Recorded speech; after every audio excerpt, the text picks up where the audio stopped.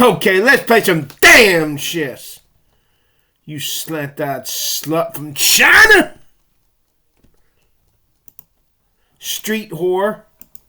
Survival law. The Code of Hammurabi, contemporary to the time of Abraham, established specific legal protections for strangers, I touched her head. Sodom reversed this ancient law. Helping the poor became weakness. The display of wealth became the only social priority. When everyone competes to show who has more, giving something to someone who cannot give back breaks the entire logic of status. Archaeological evidence at Tall El Hammam supports this picture. Houses with elaborate inward-facing courtyards, high walls separating properties from one another. A total absence of communal spaces where the vulnerable could seek help. The urban architecture was designed for isolation, not community. The city was built to keep people out.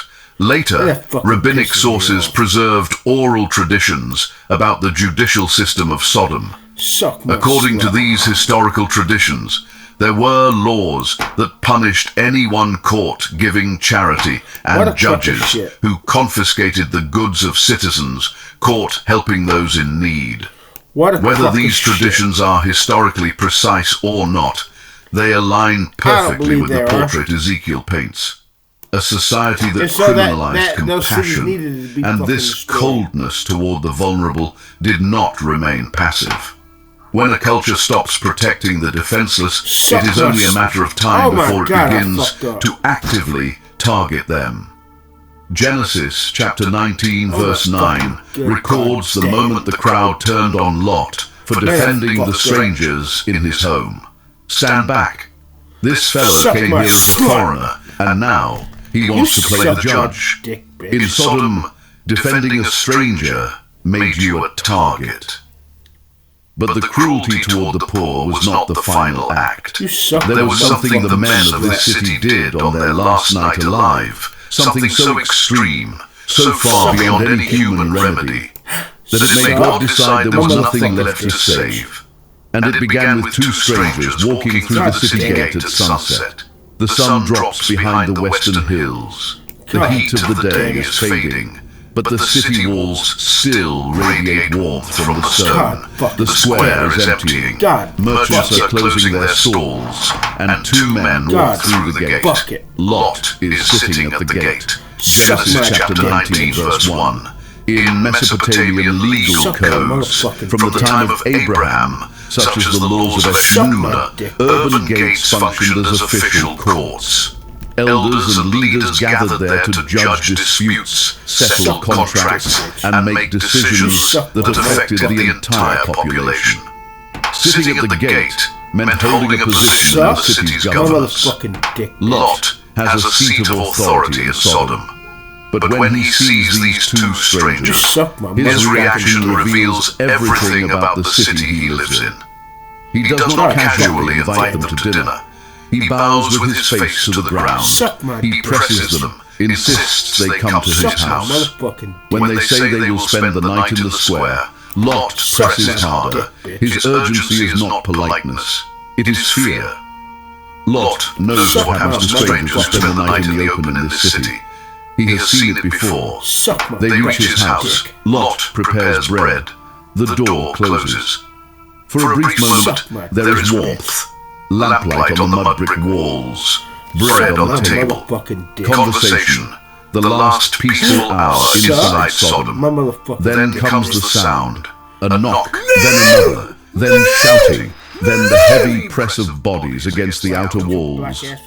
Genesis chapter 19, verse 4, delivers the most chilling census in all of Scripture. Before they had gone to bed, all the men from every part of the city of Sodom, both young and old, surrounded the house. Read that again. All the men from every part of the city, both young and old, not a mob, not a radical faction, not a fringe group emboldened by darkness. The entire male population. The text is explicit. Every generation, every neighborhood, every household, they came together for one purpose. They shout to Lot, "Where are the men who came to you tonight? Bring them out to us, so that we can know them. The Hebrew word used here is yada. In this context, the meaning is violent and sexual. The entire city has arrived at one man's door to commit collective violence against defenseless strangers. This was not impulse. This was the system operating exactly as designed. A civilization that criminalized compassion had inevitably arrived at its logical destination. Organized predation against the vulnerable. Lot goes outside. He closes the door behind him. He begs the crowd not to do this wicked thing.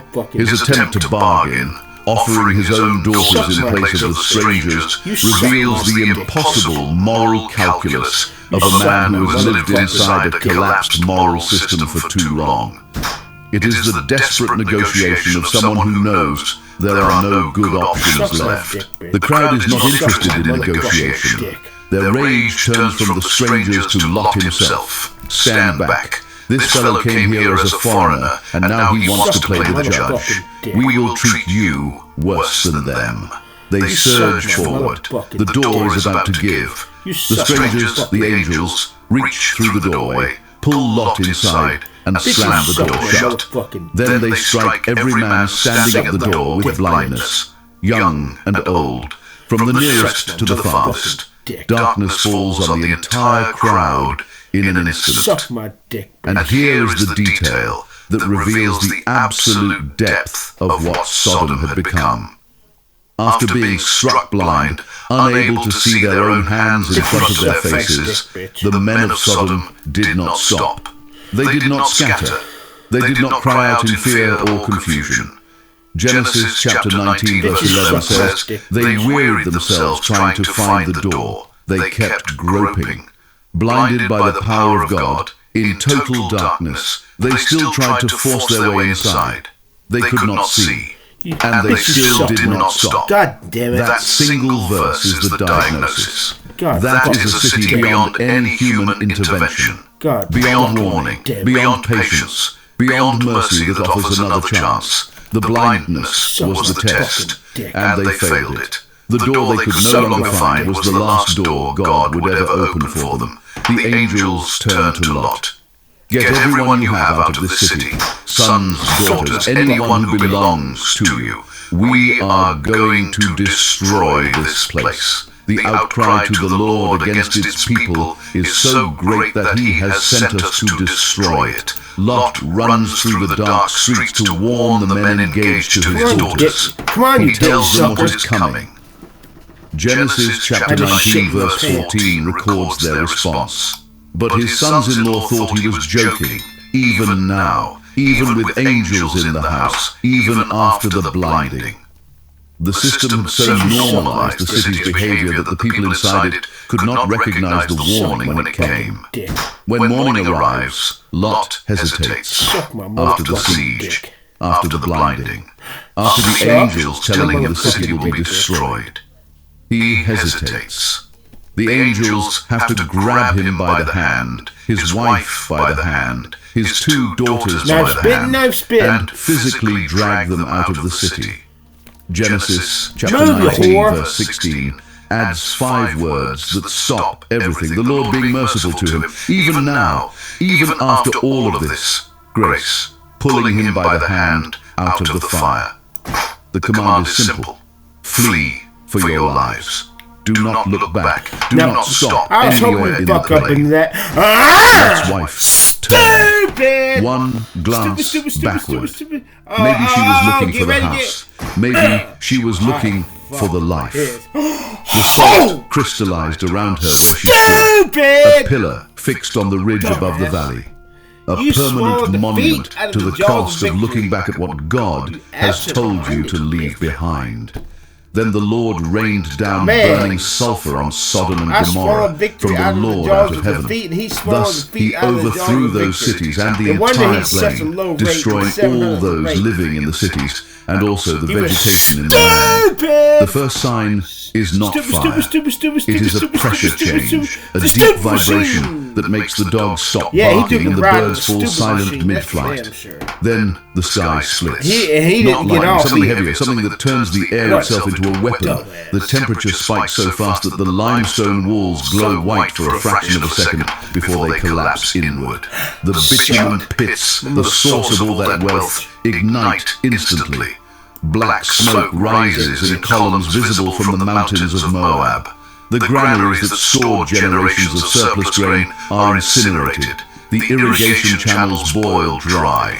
The date palms that lined the valley char into black columns, standing like monuments to what was. It takes minutes. The most fertile valley on earth becomes a wasteland of ash, salt, and sulfur. Then silence. A low groaning sound as structures cool and settle into rubble. The air thick with the chemical smell of burning mineral. Where a city stood, only a mound of superheated debris. Where thousands lived, nothing moves. Abraham, standing near Hebron 20 miles to the west, looks toward the valley the next morning. Genesis chapter 19, verse 28. He looked down toward Sodom and Gomorrah, toward all the land of the plain, and he saw dense smoke rising from the land, like smoke from a furnace. The man who had once looked at this valley and seen paradise, now watches it burn. Modern science confirms that something catastrophic happened here. In 2021, a team of 21 scientists published a study in the journal Nature Scientific Reports, examining the destruction layer at Tall El Hammam. The findings were staggering. Pottery had been vitrified, heated so fast and so intensely that the clay fused into glass. Mud brick was melted. Limestone was transformed into calcium oxide, a chemical reaction that requires temperatures exceeding 2,000 degrees Celsius, far beyond anything a normal fire or military siege could produce. The research concluded the evidence is consistent with a cosmic airburst event, a space rock detonating in the atmosphere above the city. The comparison they drew was to the 1908 Tunguska event in Siberia, which flattened 80 million trees across 2,000 square kilometers. The calculated blast at Tall El Hammam produced heat and pressure comparable to a nuclear detonation, instantaneous, catastrophic, and lethal to every living thing within the radius. Analysis of the destruction layer also revealed a massive spike in salt concentration, consistent with superheated Dead Sea brine being blasted across the surrounding landscape. The soil was so contaminated that the region remained uninhabitable for more than 600 years after the event, 6 centuries before anyone could plant a seed or build a wall on that ground again. The text says, fire and sulfur from heaven. The archaeology says a catastrophic airburst producing temperatures exceeding 2,000 degrees. The text says the region was destroyed. The soil samples confirm 600 years of abandonment. The text says salt and desolation. The chemistry confirms massive salt contamination. The ancient scroll and the modern debate point to the same valley, the same fire, where the most fertile plain in the ancient world once stood. There is now the Dead Sea, the lowest point on the surface of the earth. 330 meters below sea level, the salt concentration is so extreme that no fish survive, no plants grow, no organisms live in its waters. The shoreline is crusted white with mineral deposits. The air smells of sulfur and salt. This is the scar. 4,000 years later, the land still remembers what the people forgot. Deuteronomy chapter 29, verse 23, preserves the aftermath as a permanent warning.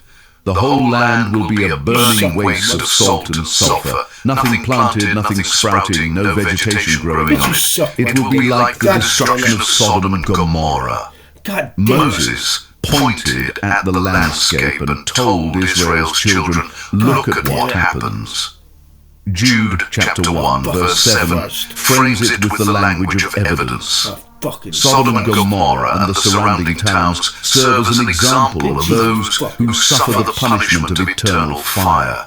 The Greek word, for example, is deigma, a specimen, a display case. Sodom was not just punished, it was preserved as evidence for every generation that would come after. And Jesus himself reached back to Sodom when he described the final chapter of human history. Luke chapter 17, verses 28 through 30. It was the same in the days of Lot. People were eating and drinking, buying and selling, planting and building. But the day Lot left Sodom, fire and sulfur rained down from heaven and destroyed them all. It will be just like this on the day the Son of Man is revealed. Total normality, interrupted by total destruction. No warning signs in the economy, no military threat on the horizon, markets functioning, construction continuing, meals being served, and then, in a single morning, fire. Jesus did not use Sodom as a metaphor. He used it as a preview. Here is what Ezekiel actually said destroyed Sodom. Not the sin you are thinking of right now, not the scene at Lot's door. Those were symptoms. The final eruption of a disease that had been growing for generations. But the disease itself was something quiet. Stupid! Excess, idleness, and the absolute refusal to help anyone who could not help them back. And here is the true revelation of the mirror. The people of Sodom did not think they were the villains. When you have that much wealth, you start to believe you deserve it. You start to believe your prosperity is actual proof of your virtue. Sodom had full granaries and empty hearts, overflowing pits of wealth and not a single act of mercy on record. Everything they needed and nothing they were willing to give. That is not ancient history. That is a diagnosis you can run on any society on earth right now, including the one you are sitting in.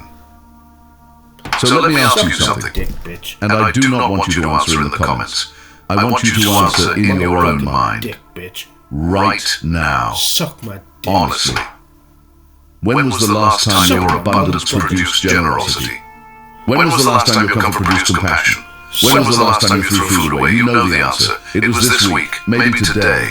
You scraped something off a plate into the bin without thinking about it. And somewhere on this earth, right now, a mother is watching her child fall asleep hungry and praying that tomorrow will be different.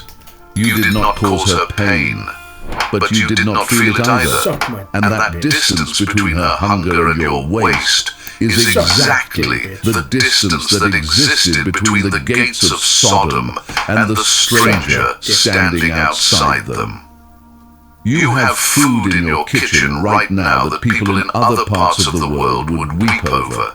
You have access to information, resources, and opportunity that most human beings who have ever lived could not have even imagined. You have fullness of bread. You have abundance of ease. What does your abundance produce? There is someone in your life right now who is quietly falling apart.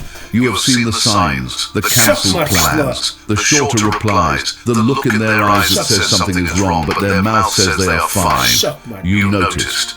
And you kept scrolling, you kept moving. You had things to do. That is not cruelty. You are not a monster. But it is the exact same arithmetic that ran Sodom. I have enough. They do not. And that is not my problem. Sodom did not fall because God was angry about one moment on one night. Sodom fell because an entire civilization looked at the immense blessings they had been given and decided those blessings existed for personal consumption alone. They turned inward. They built high walls. They closed the gates. And they convinced themselves that because they were at peace, they were doing nothing wrong. The fire did not create the emptiness. It revealed it. The Dead Sea sits at the lowest point on the surface of the earth. The water is too salty for anything. The shoreline is white with mineral deposits. If you stand on the eastern ridge today and look west across that lifeless water, you are looking at the same landscape Abraham saw the morning after the fire. dense smoke rising from the land like smoke from a furnace. 4,000 years later, the scar is still there. The land remembers what the people forgot. That prosperity, without purpose, is not a blessing. It is a countdown.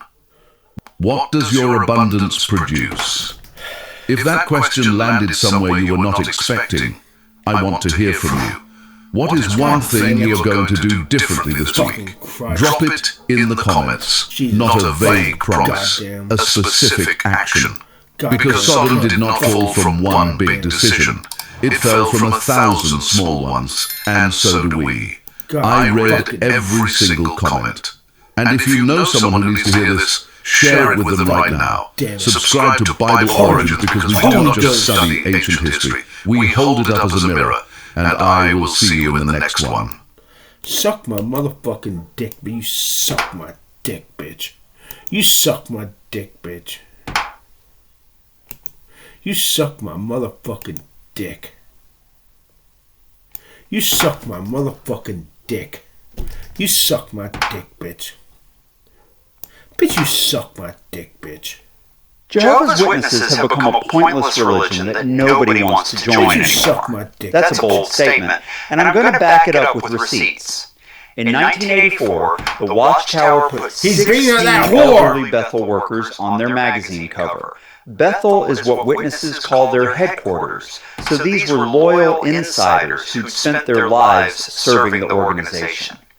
The headline read, 1914, the generation that will not pass away. Suck my Every single person on that cover is now dead. And in October 2023, the organization did something that would have been unthinkable for most of my life. They deleted the scoreboard that powered the culture of the religion. I spent 40 years inside this organization. I was born in. I pioneered, and that's the term for committing to a set number of preaching hours every month, usually 70 or more. I gave talks at meetings. I believed every word. By the end of this video, you'll see why that one change, and the ones that followed, signaled the beginning of the end of this religion. Let's start with the scoreboard. You suck my motherfucking dick. For 103 years, Jehovah's Witnesses filled out a little slip of paper every month.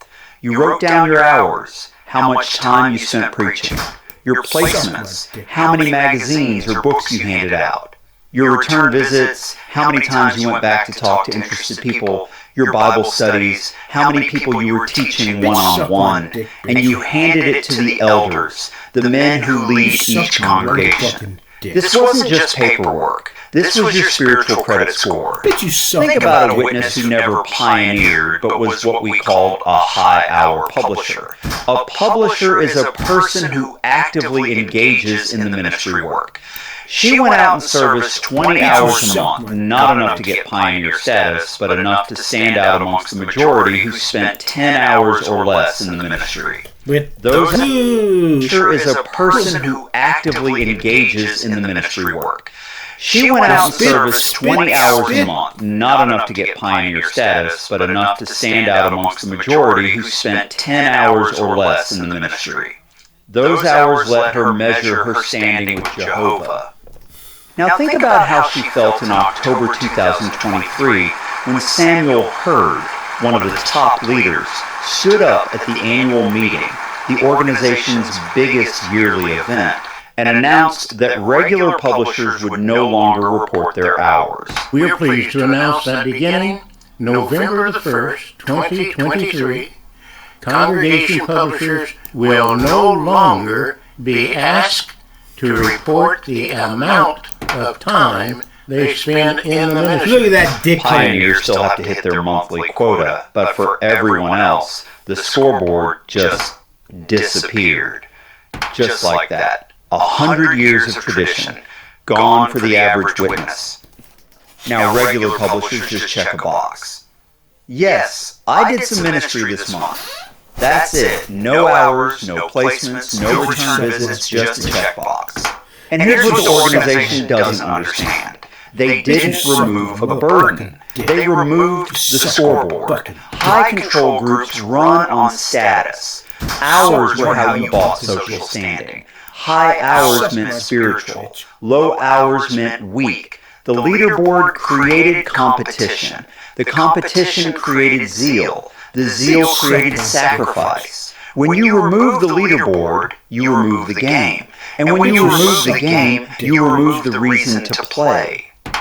The organization turned the greatest work on earth into a participation trophy hobby, and they have no idea what they've done. But removing the scoreboard only matters if the work still matters. And in May 2024, they admitted something that turns the whole ministry into basically a hobby. Bitch, you suck my dick, bitch. For my entire life, I was taught that preaching was a rescue mission.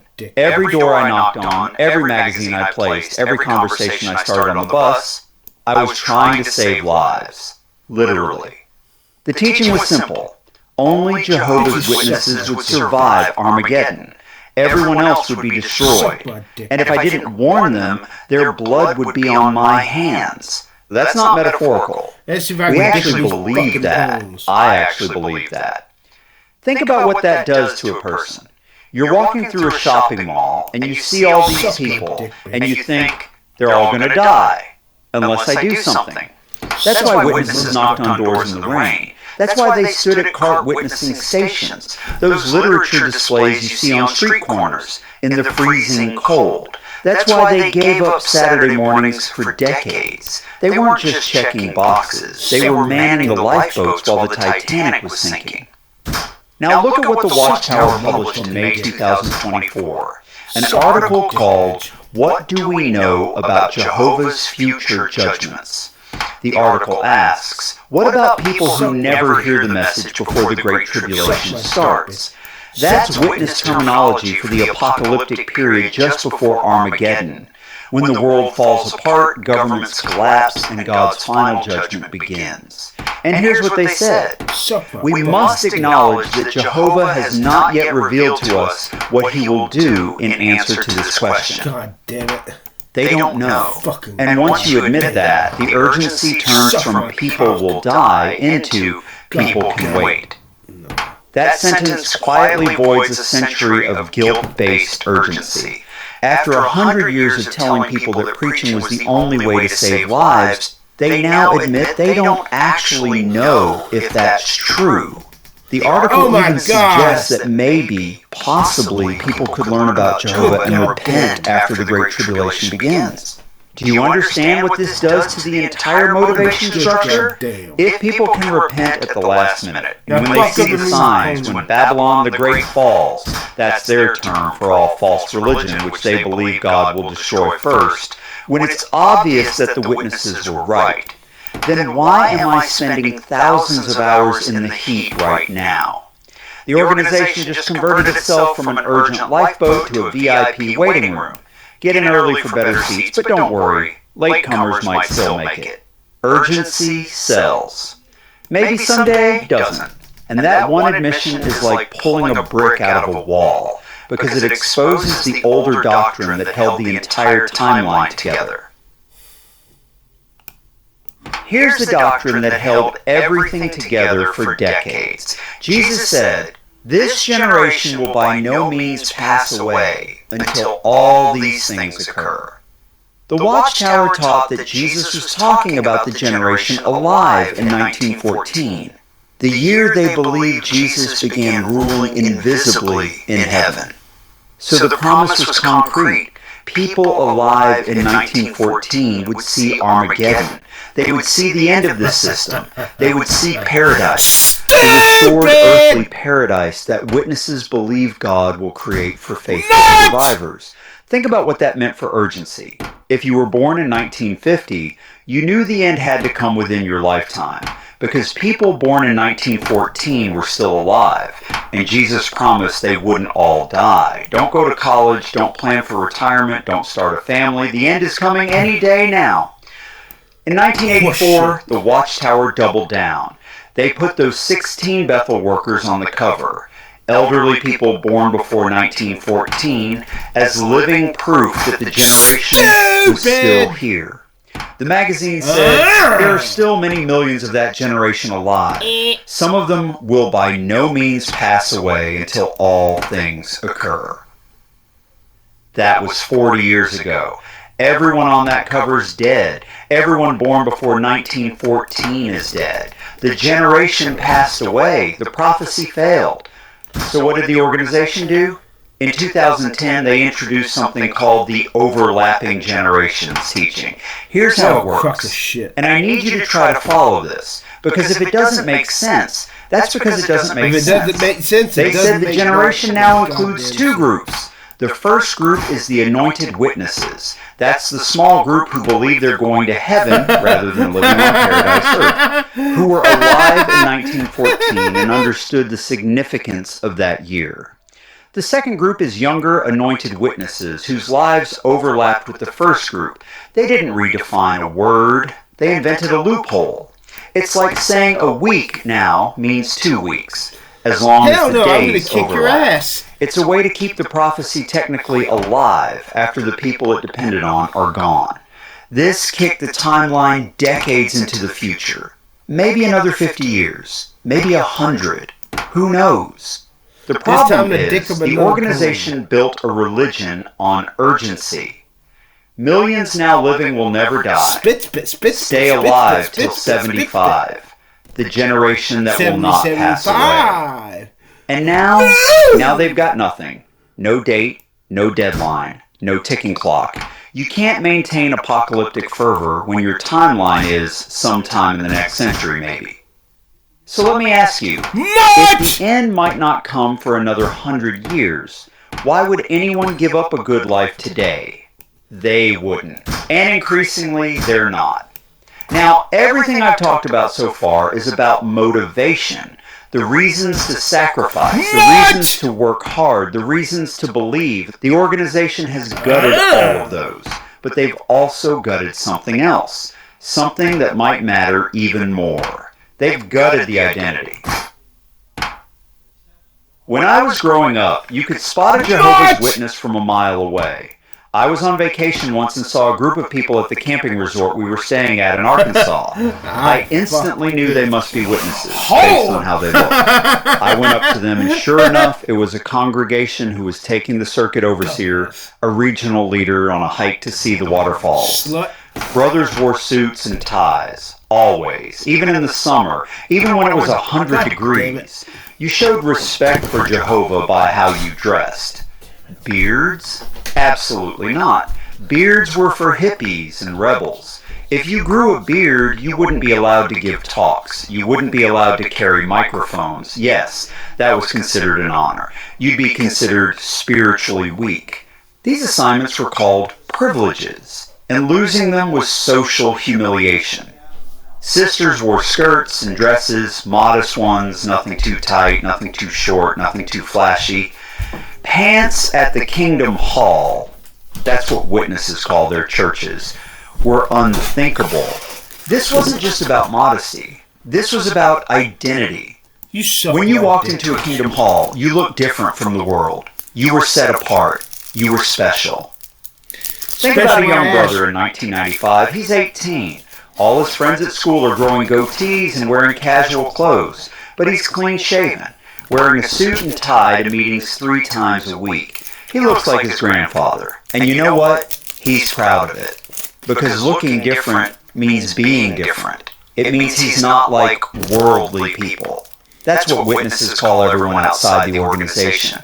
It means he's one of Jehovah's people. That visual distinction reinforced the psychological distinction. Every time he looked in the mirror before a meeting, he was reminded, I'm separate from this world. Now fast forward to 2024. The governing body, the small group of men who run the entire organization from New York, announced that beards are fine. Just a personal choice. Brothers can grow them without any restrictions on privileges. A few months before that, they announced that sisters can wear pants to meetings. And over the years, the dress code has quietly relaxed across the board. No tie required. Business casual is fine. You can look pretty much like you're going to any other church on Sunday morning. These changes seem reasonable, right? They seem progressive. They seem like the organization is finally catching up with the times. But here's what they don't understand. They just removed the uniform. A Jehovah's Witness at the Kingdom Hall now looks like a Methodist, or a Baptist, or a Presbyterian. There's nothing visually distinctive anymore. And when you look like everyone else, you start to feel like everyone else. They removed the uniform. And uniforms are how you make people feel like they're in an army. I'm not saying the old rules were good. Banning beards was silly. Making sisters wear skirts was arbitrary. But those rules served a purpose. They created visible markers of separation. They made witnesses feel special. When you remove the markers, you remove the feeling. And that feeling, that sense of being set apart, of being chosen, of being different, that was a huge part of why people stayed. And then in March 2024, they did something that didn't just change a rule. It exposed the whole operating system. For my entire life in the organization, one rule was absolute. You do not speak to disfellowshipped people. Disfellowshipped means formally expelled. It's their term for excommunication. If you break their rules, a committee of elders meets with you privately, decides your fate, and can remove you from the congregation. Not a word, not even a greeting. If you saw a disfellowshipped person at the Kingdom Hall because they were required to attend if they wanted to be reinstated, meaning accepted back into the congregation, you looked right through them, like they didn't exist. I did this too. I'm ashamed to say it. But I did this to people I'd known for years, people I'd grown up with, because that's what we were taught. A simple hello could be the first step toward a friendship. And you couldn't be friends with someone Jehovah had rejected. The Watchtower was explicit about this. They quoted 2 John verse 10, "Do not say a greeting to him." They said this applied to everyone who got removed from the congregation, regardless of what they'd done. Think about what that means. Now that was a teenager who smoked a cigarette and got disfellowship, no greeting. A woman who left an abusive husband without scriptural grounds and got remarried, no greeting. Someone who simply stopped believing and wanted to leave peacefully, no greeting. The same treatment for everyone. Complete social death. Parents stopped talking to their children. Children stopped talking to their parents. Families were torn apart. And we were told this was loving. Now here's what happened in March 2024. On March 4th, the Oslo District Court in Norway upheld the government's decision to revoke Jehovah's Witnesses' legal registration. The court ruled that the organization's shunning practices, particularly toward minors, violated Norwegian law. The case is currently being appealed to Norway's Supreme Court. The witnesses lost state funding and legal recognition, and the headlines practically wrote themselves. 11 days later, 11 days, the governing body released an update. Mark Sanderson, sporting a full beard, announced that the organization had re-examined the scriptures. And guess what they found? What if a disfellowshipped person comes to a congregation meeting? Under our current arrangement, we don't say a greeting to individuals who've been removed from the congregation. However, the governing body has... She's cute.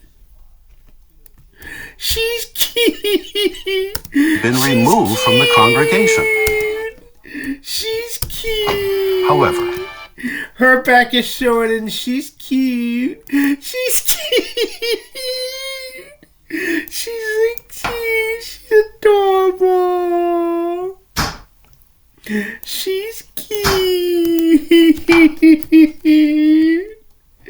She's cute.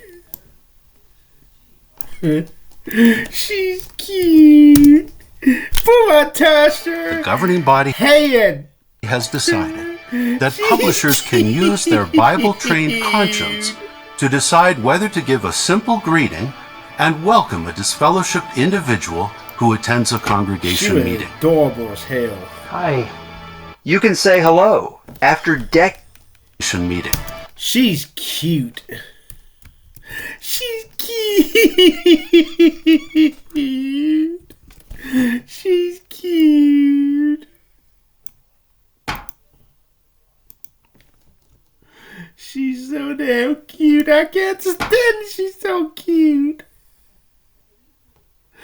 gotta touch her head again.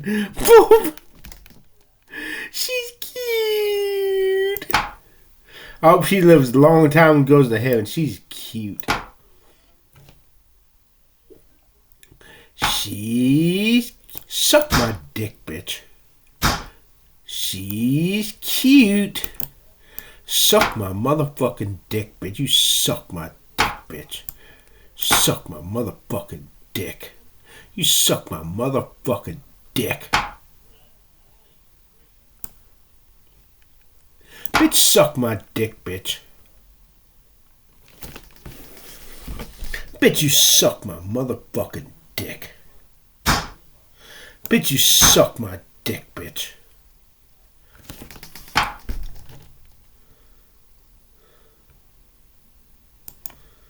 Bitch, you suck my motherfucking dick. God damn it. God fucking damn it. God fuck it. God damn it. God fucking damn it. God fuck it. Suck my motherfucking dick. God, suck my fucking dick. Suck my dick.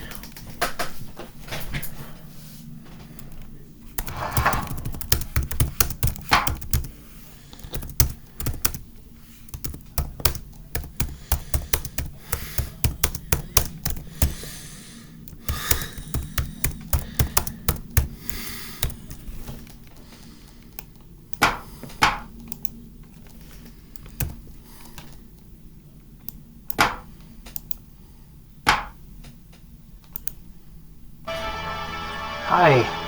You can... She's cute. She's cute.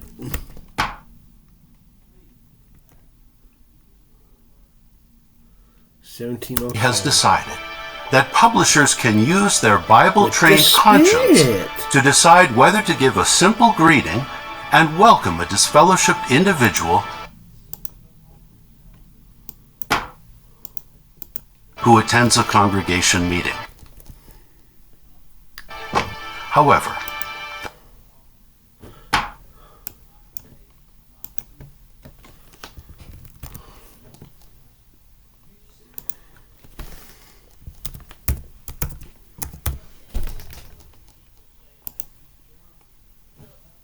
she's cute too.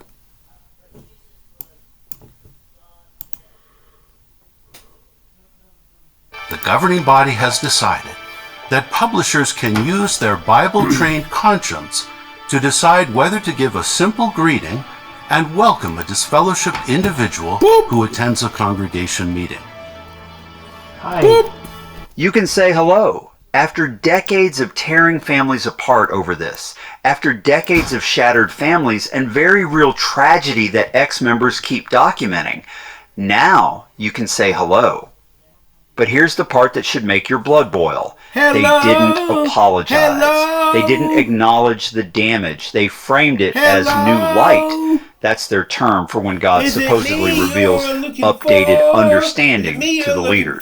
Convenient timing, right? But everybody knows what happened. A court ruled against them, and 11 days later, Jehovah suddenly revealed that the old understanding was wrong. That's not divine direction. That's legal strategy. And when witnesses it as new light, say hello.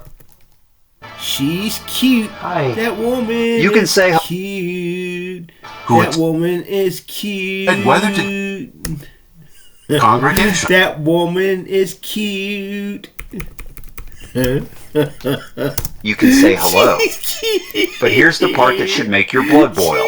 They didn't apologize. They didn't acknowledge the damage. They I wish I framed could it touch her as head new really light. hard. That's their term for when God Damn supposedly cute. reveals updated understanding Horse to the shit. leaders. Convenient timing, right? But everybody knows what happened. A court ruled against them, and 11 days later, Jehovah suddenly revealed that the old understanding was wrong. That's not divine direction. That's legal strategy. And when witnesses see that, When they watch Mark Sanderson announce these changes with a straight face, something breaks inside them. Because if God's unchanging truth can change based on a court case in Norway, then what else is just policy dressed up as prophecy? The organization also changed their terminology. Disfellowshipped is now removed from the congregation.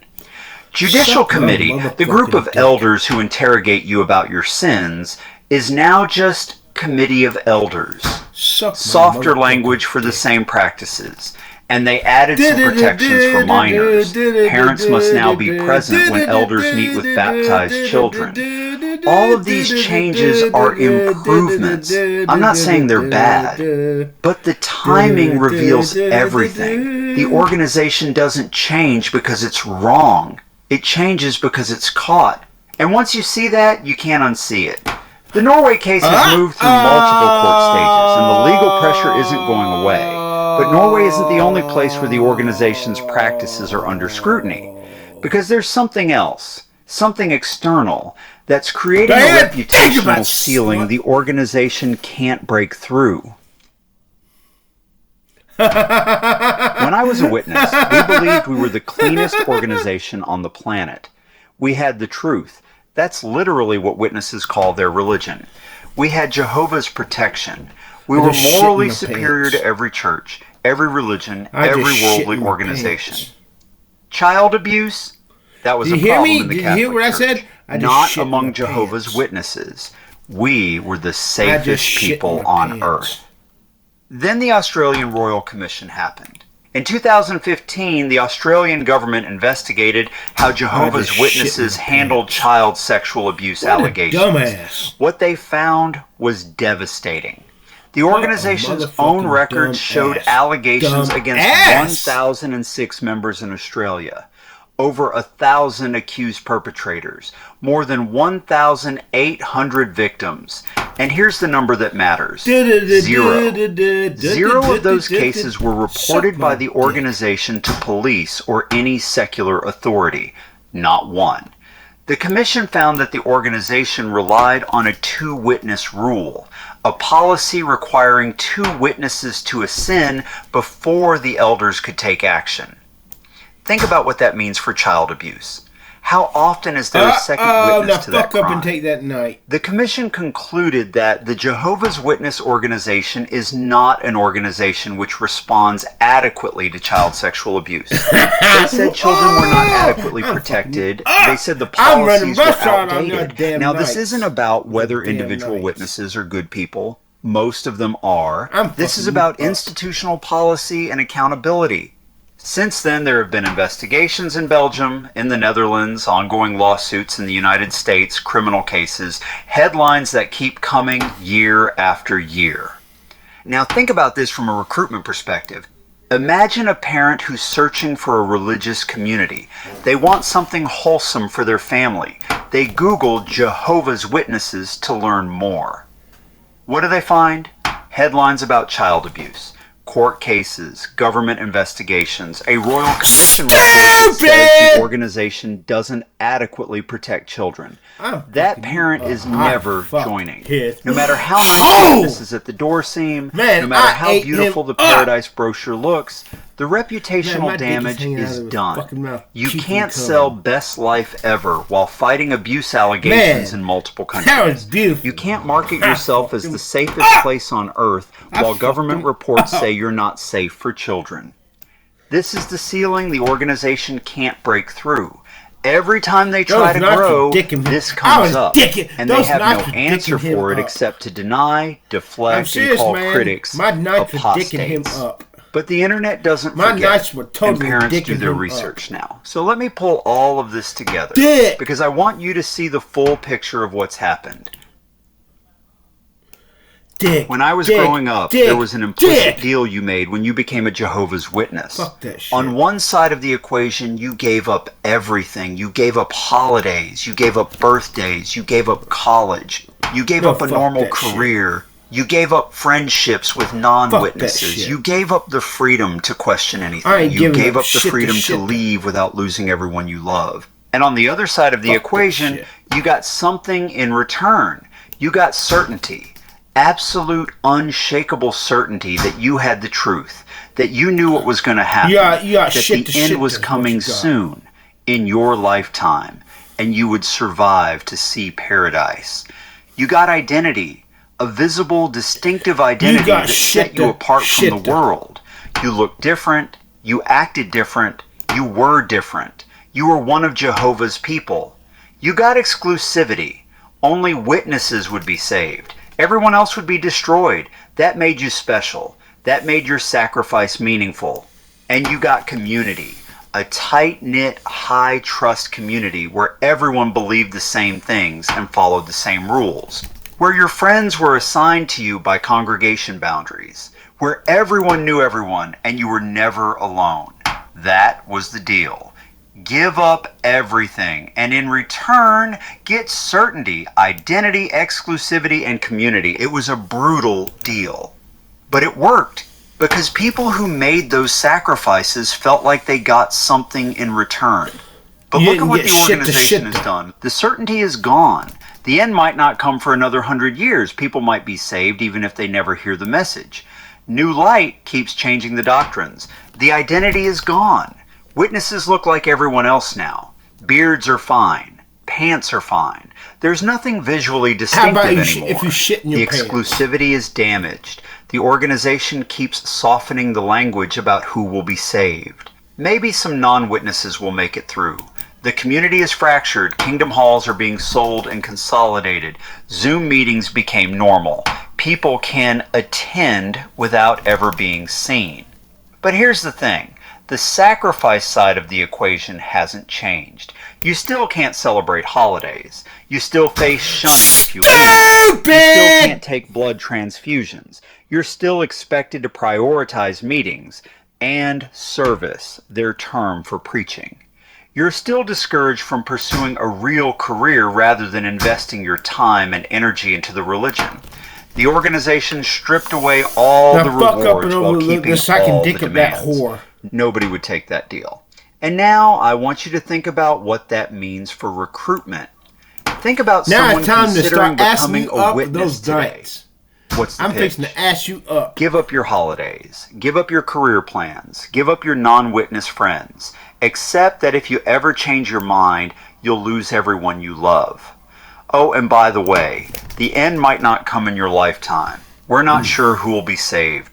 You'll look like everyone else. And our organization has been investigated for mishandling child abuse in multiple countries. Nobody would take that deal. And when the reward shrinks, the cost stays the same. The only people left are the ones trapped by sunk cost. They've invested their lives into this religion. They can't stop now.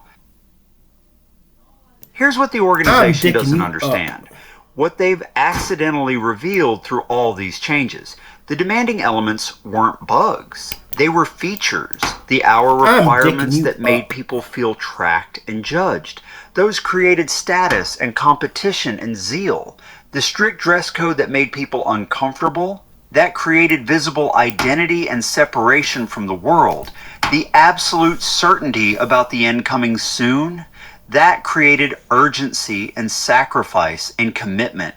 The hard shunning policy that tore families apart, that created fear of leaving Every demanding, controlling, restrictive rule served a purpose. It wasn't just arbitrary cruelty, it was the machinery that made the religion work. And now the organization is removing that machinery piece by piece, thinking they're making things better, thinking they're becoming more reasonable, more mainstream, more palatable. But they're actually gutting the psychological engine that drove everything. Think about someone who pioneered for 40 years. Someone who gave up having children because the end was so close. Someone who shunned their own family members because that's what Jehovah required. Now that person is watching the organization say, actually, you don't need to report hours anymore. Actually, beards are fine. Actually, you can say hello to disfellowshipped people. Actually, we're not sure when the end will come. What do they feel? They feel betrayed. They feel like their sacrifices were meaningless. They feel like they gave up everything for a set of rules that turned out to be just rules, policies, changeable. negotiable. The suffering wasn't buying them a place in paradise. The suffering was just suffering. And the younger generation, the teenagers and 20-somethings who've grown up in this new, softer organization, they feel something different. They feel bored. The religion their parents sacrificed for was intense and demanding and all-consuming. The religion they're inheriting is a watered-down version with participation trophies and Zoom meetings and a vague promise that the end will come eventually, probably. Why would they stay? What's holding them? When I left the organization, I lost everyone. My friends, my community, my entire social world. That's the price you pay. And for a long time, I thought the witnesses would keep growing. I thought they had this figured out. The control mechanisms were so strong, so effective, so deeply embedded. But now I'm watching something I never thought I'd see. I'm watching the organization hollow itself out from the inside. Not because of external pressure, though that's part of it, but because they're making choices that destroy the very things that made people stay. They're trying to become mainstream. They're trying to seem reasonable. They're trying to soften the hard edges that got them negative press. And in doing so, they're becoming irrelevant. Because here's the truth about high control groups. Nobody joins a moderate one. Nobody sacrifices everything for a religion that promises very little in return. Nobody gives up their life for a watered-down participation trophy. Just check a box faith. People join demanding religions because demanding religions make them feel like what they're doing matters. The sacrifice creates the meaning. Remove the sacrifice and you remove the meaning. The witnesses built a religion where the pain was the point, and now they're removing the pain thinking that will make people happier. It won't. It'll just make them leave. Because if it's easy to sacrifice and you remove the meaning. This is boring! You suck my motherfucking slut. Suck my dick, bitch. You suck my dick, bitch. Hey everybody, thank you so much for joining us here on the Harmonic Atheist, and thank you so much to everyone who joined us this morning for the amazing interview with Seth Andrews, the Thinking Atheist channel. Such an honor and a privilege. He was part of my deconversion. He literally helped me to get to escape from a distance with his videos. So if you didn't get a chance to watch that, please go watch the replay when you can. Seth Andrews is amazing, and I appreciate so much that privilege to speak with him. And today we're going to do something a little bit different. I'm going to bring our guest on in just a moment. But I just want to mention, as a sort of reminder, occasionally I do bring on people to the channel who are still Christians.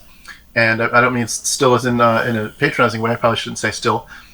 She is welcome to be a Christian for the rest of her life if she wants to. But I do bring in people who are Christians who I would consider in a deconstructed part of their life, where they're thinking through things. Where they land is up to them. It's their business, and it's not my attempt to force people to agree with me. We've said many times on this channel that we do not want to make people think that we've left fundamentalism in Christianity, but now we're going to do atheist fundamentalism. You know, it's my way or the highway. That's not how this works, and we are going to respect the differences.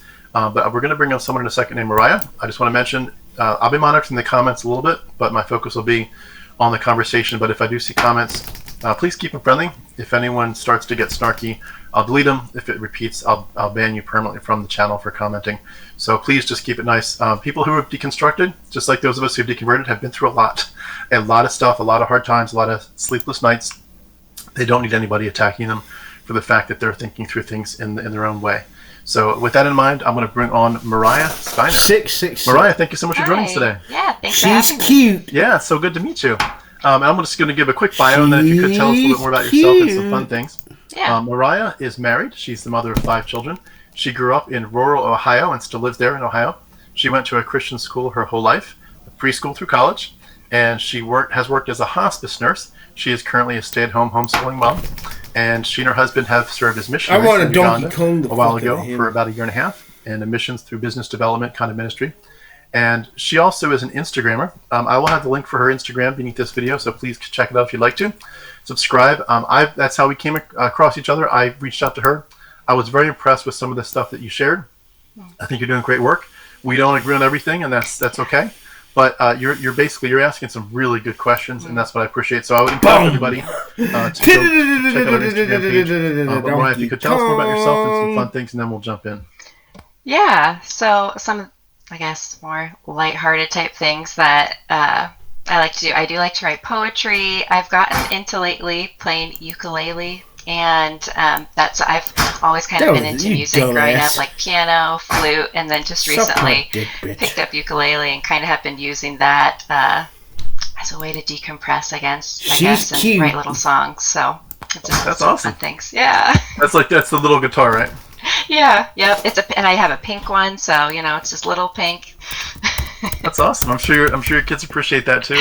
Yeah, that's very fun. Cool. I'm jealous. I want to get back to music at some point. It's been too long. Ukulele is a good place to start. That's simple. So yeah. Awesome. Well, I know we'll get into your current work later on, but I would love it if you could just start us with where you came from. Most of the people that are sharing this part of their story, what you were taught as a kid, are going to eventually say, "I've left all that." Mm-hmm. You've left some of it, obviously, but what did you get told growing up about Jesus and the Bible? Yeah, I would say that what I've been a part of wasn't like extreme fundamentalism or anything. So I grew up actually in the Presbyterian church. And then I always went to, like you said, a Christian school, so preschool through college. And for middle school, high school, I actually went to a Mennonite affiliated church. So there were a lot of different like denominations, I'd say, that I kind of pulled from. And I wouldn't say any of them were like fundamentalist, but so Jesus was always presented as obviously like very kind, very loving. I think there was probably always sometimes questions that I had in the back of my mind on some things, but for the most part, it was I wouldn't ask the questions in that sense, because I think if you start pulling at the string, that almost feels dangerous. I actually had a lot of fears growing up, though, as well. And so while faith was a big part of that for me, where having that faith in Jesus was helpful, I can now look back and also see that a lot of those fears stemmed from faith-related things. Like I was very afraid of the rapture. I thought Jesus is going to come back, and every night I would lay there and just think, okay, if I'm thinking about it, well then he can't come back, because if you know the time and the day, so those sorts of things. So there's a lot of fears related to religion, to faith, but I also found peace and comfort in it. So it was kind of those two sides. Did you ever have the experience where like you walked in the house and you were thinking everybody was there, but nobody was there, and like maybe it just happened? Right, yeah, I'm pretty sure that has happened before too, where it's like, all right, where is everybody? Did the rapture happen? Are you left behind? But even going to a Christian school, I can remember, I think it was 6th grade, we had some trip where they played the Left Behind movie on the bus, and I can just remember being terrified, and like looking back, I'm like, why did they do that? Like we were, 12 years old, but yeah, so I think there's a lot of good, loving things, but that were a part of my childhood, a part of my faith. And I think actually, when I think about it now, because I will say, even in my adulthood, it took me a while to realize this. In my mind, whether Presbyterian, Mennonite, any other denomination, in my mind, I was like, well, yeah, we all have a little bit of differences, but Jesus is our common factor here. That's what unites us. And it wasn't until, honestly, more recently that I started to realize there's a lot more division amongst these denominations than I ever realized. So, yeah. It's so fascinating. I remember the nonstop jokes growing up just about people splitting over the color of the carpet. If it's time to replace the church carpet, Yes. That's the time to go in two different directions. But yeah, yep. Yeah, I had similar with it was pews or chairs at a local church, and it was like, I don't understand why these are things that are dividing us, but Now, did you have a pretty clear message, I assume, with the rapture stuff, that hellfire was very real? Yes, for sure. And that's, like you said, things that I'm processing now as an adult and coming to different conclusions. And but yes, that hell was real. That's why you believe in Jesus, because he saves you and you go to heaven and you avoid, eternity in hell. I can remember my dad's side of the family was actually, I think they would all be probably considered atheists. Now, my dad became a Christian when he met my mom. It was, one of those type of things. But I can remember as a child feeling that weight of, I need to tell my grandpa about Jesus or he's going to go to hell. And that's on, kind of feeling like that's on me. That's a part of my job to make sure that they don't burn for eternity, that sort of thing. And once again, looking back, I'm like, that's a lame thing, especially for anybody, but as a kid, to be like, it's my job to save these people. So it is. Yeah. It's a heavy burden. I remember when I was homeschooled, sometimes my mom would be working a little bit, and I would go to my grandparents' house. Mm-hmm. So I got to know them, a little bit better than I otherwise already did. And at one point, my grandma pulled me over. She's like, her name was Crystal, and her husband was Emmanuel. She's like, your grandfather, Emmanuel, he never prays. He goes to church, but he never prays. I'm not sure he's really a Christian. And it did the same way. It weighed on me. Why would my grandfather ever pray? Even just a simple prayer over saying grace for dinner. Mm-hmm. He just never felt comfortable saying a prayer. Yeah. Yep. But he would do his motions at the local Lutheran church. Mm-hmm. But I kind of like my grandma. I wonder if he truly believes. And that if you kind of ignore it and think, well, he's probably saving you. Mm-hmm. You have some kind of reassurance to yourself that God will make it work. But when you really think about it, it's terrorizing. Yes, for sure. And that was, I think that when he passed away, I remember I had written him a letter at some point, trying to tell him about Jesus and to save him. And I don't think that was something that ever happened in his life. And so when he passed away, I think the assurance that my mom especially gave me, she's like, well, we can't really know what was in his heart. And maybe he was saved and, and it was okay. And so that was kind of how that ended. But yeah. Yeah. I think a lot of Christians too just rely on if they've ever said a profession of faith, even as a kid, just say it once, that counts. Yes. Yep. Now, did you feel like you were, despite any of these things that are harsher, like the rapture or hell, did you feel like you had a personal and close relationship with Jesus as a child? I did. And like I said, I mentioned a lot of fears. I did have a lot of fears as a child. The rapture being one of them, but just a number of things, even just that I would just suddenly die, or something would happen to my parents, that I would just suddenly die, or a number of things, even just that I would just suddenly die, or something would happen to my parents, or all robbers, anything, or I felt like I was afraid of it.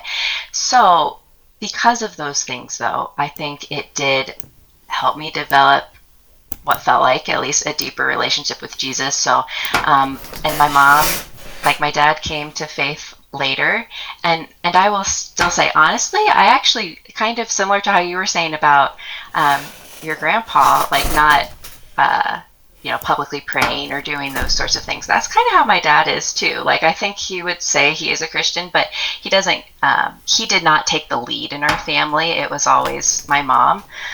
And he doesn't talk about faith or any of that sort of thing. But so she would pray with me a lot, though, for, to comfort my fears and, to ask Jesus to be there to take away those fears. And I did feel more peace through those things. And so I say and think in some ways those fears did help create a deeper relationship, I guess I would say, a more personal relationship.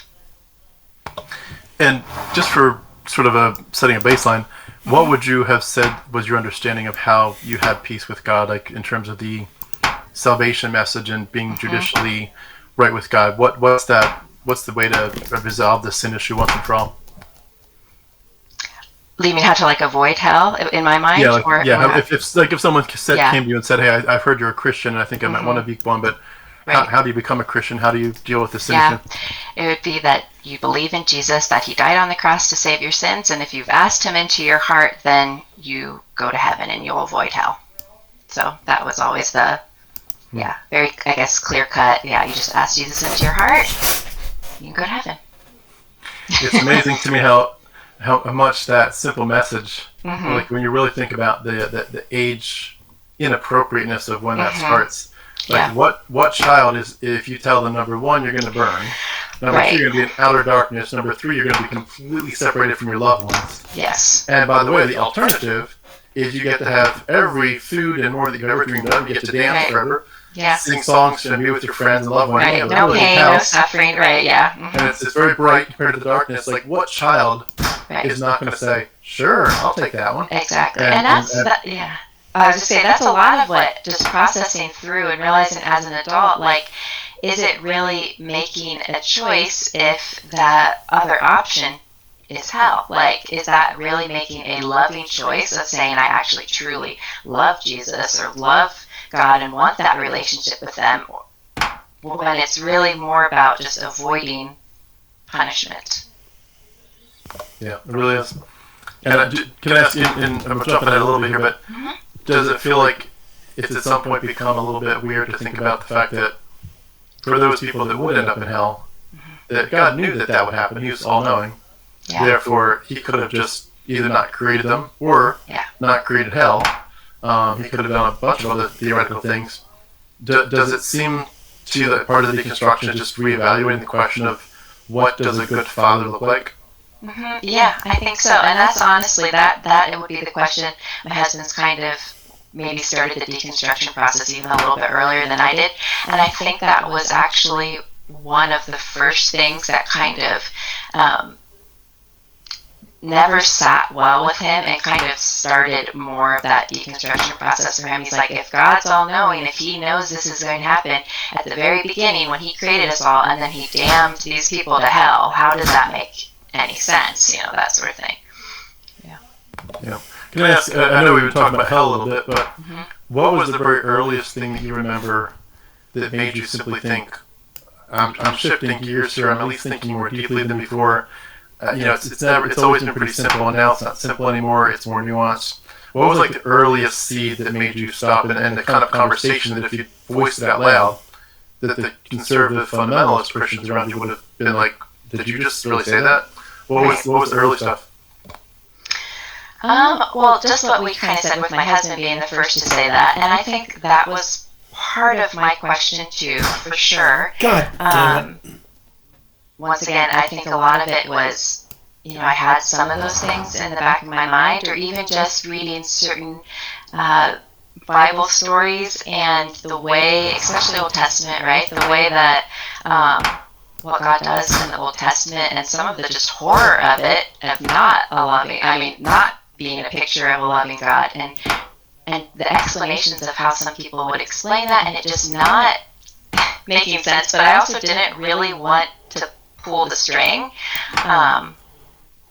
because that scared me too, to pull that and to see if it would all unravel, because growing up just in my community, my family, my school, everywhere, that's get ready to have one of your those echo damn chamber.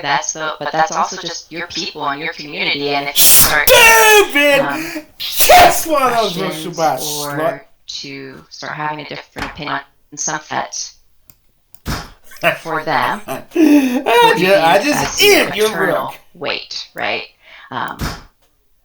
That's an issue. So I think some of those Old Testament things, some of those just God, and if he's all-knowing, and then these things are happening, and then even just, this happened not too long ago, where in the homeschool community, so often the homeschool community can be more, like it's a Christian homeschool community, can be more conservative or more fundamentalist, which I honestly didn't realize for a long time, but becoming part of a co-op, that until I got in it, I didn't realize how fundamentalist it was, and even just me sharing some of the things more on like loving your neighbors, or even if you don't agree with somebody's lifestyle choice, like if they're trans or those sorts of things, you like dumb as shit. We should not be taking away their rights. I would just dicked up upon you. As that Christian community, really just kind of stupid. Wait a minute, this is not. like, this is not of Jesus. And I feel like that was just another string that just kept pulling. So maybe less on the scientific end of, like, asking questions, but more on just, you're not painting a picture of what I know Jesus to be. So, sense there. And was that also related to you posting some stuff about the No Kings rally? Yes, correct. Yeah. Yeah, I had gone to that, and I wrote a Substack article, and the co-op never told me exactly what the issue was, because they wanted to meet with me, and I had asked them before, hey, can you tell me exactly what it is, just so I'm not coming in blind to this? And they said, well, it's just your posts, and they had linked that article that I'd written about going to the No Kings rally, but wouldn't tell me specifically what in it was the issue, but that I was somehow going against their statement of faith, and so we were kicked out of the co-op then. But yeah, and that was, I mean, that was even eye-opening in the sense of, once again, I mean, I knew, different denominations and focus on different things, but I was like, Jesus is our connecting factor, and if Jesus is our connecting factor and the greatest commandment, love God, love your neighbor, and that's what I'm really trying to speak to here. Yes, we may have some different ideas on how we love our neighbors well, or all those sorts of things, but the picture that you're painting of Jesus is not how I know Jesus, and just very close-minded, I guess, in how they came to me. God, it's amazing to me how much the whole Trump and MAGA movement has really helped a lot of people to wake up. And I kind of joke he's unfortunately doing my job for me of helping people to escape, but like in all seriousness, like, people are really waking up and saying, sort of like to their fellow Christians and maybe to their parents, saying, if this is what you meant, like when we talked about Jesus, I had something else in mind, but now I see this is what you had in mind, isn't it? And they're like, yeah, this is how Christianity takes over the country. This is what we want. And it's, for a lot of people, of course, it's like, okay, great. But for a lot of other people, it's like, this isn't what I thought we were doing. And I love how you kind of put a little bit of a snarky spin on some of your stuff of like, what radicalized Mariah? Like, reading about love your neighbor. Yes, yeah, exactly. How woke is that? Oh, exactly. It's crazy. Can I ask, you mentioned your husband's steps are a little bit ahead of yours in terms of his questions. Was that at first a threat in the sense of like, wait a second, we got to raise these kids in the nurture admonition of the Lord? Yeah. This is a slippery slope. How far does this go? Yeah. I actually can remember being saddened by some of it sometimes, like having a conversation with him, and with him not feeling strong in his faith, or in my mind, I guess at the time, kind of thinking about wanting to have a husband that was like kind of a strong leader for our family in the faith, and feeling a little bit sad by it, because how I mentioned my dad before, and how my mom was always the one that led anything faith related in our family. And I can remember having conversations with other Christian women later on than in my adulthood, and it was actually a missionary friend when we were in Uganda, and I forget exactly what it was, but whatever it was, she had pointed out, she's like, yeah, you missed out. She was basically saying that I missed out on having a father figure that was like the head of the household, strong Christian leader, that sort of thing. And so then I can kind of remember applying that then in my own life. And so if my husband's asking questions, he's not feeling strong in the faith to lead our family in this, right? And especially there is a lot, this can often be more a fundamentalist idea, I guess, but, the head of the household, the man, the leader of the family, especially when it comes to faith-related things. And not that I thought, that I couldn't lead in any of those things. I wouldn't say that.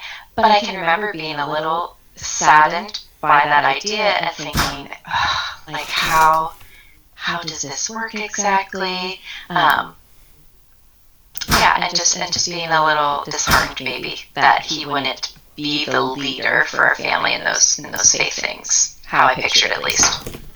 Yeah, I remember that topic coming up quite a bit. I went to Bible college to be a pastor, and we'd have men through Bible studies and things, and we'd talk about these topics, and you really got the sense that a lot of men who weren't natural leaders, who were maybe more, even just, they just maybe had a shy personality, that they were really intimidated, especially when they would see other men who would just get up and they'd lead the choir, and they could, they knew how to raise their, do the thing where you're leading the songs, and they were always up front. They had a bold voice, and just they were always up there. God and then damn this it. little shy person wants to be a leader for God, but just naturally feels like he belongs more in the back of the church, in the shadows a little bit.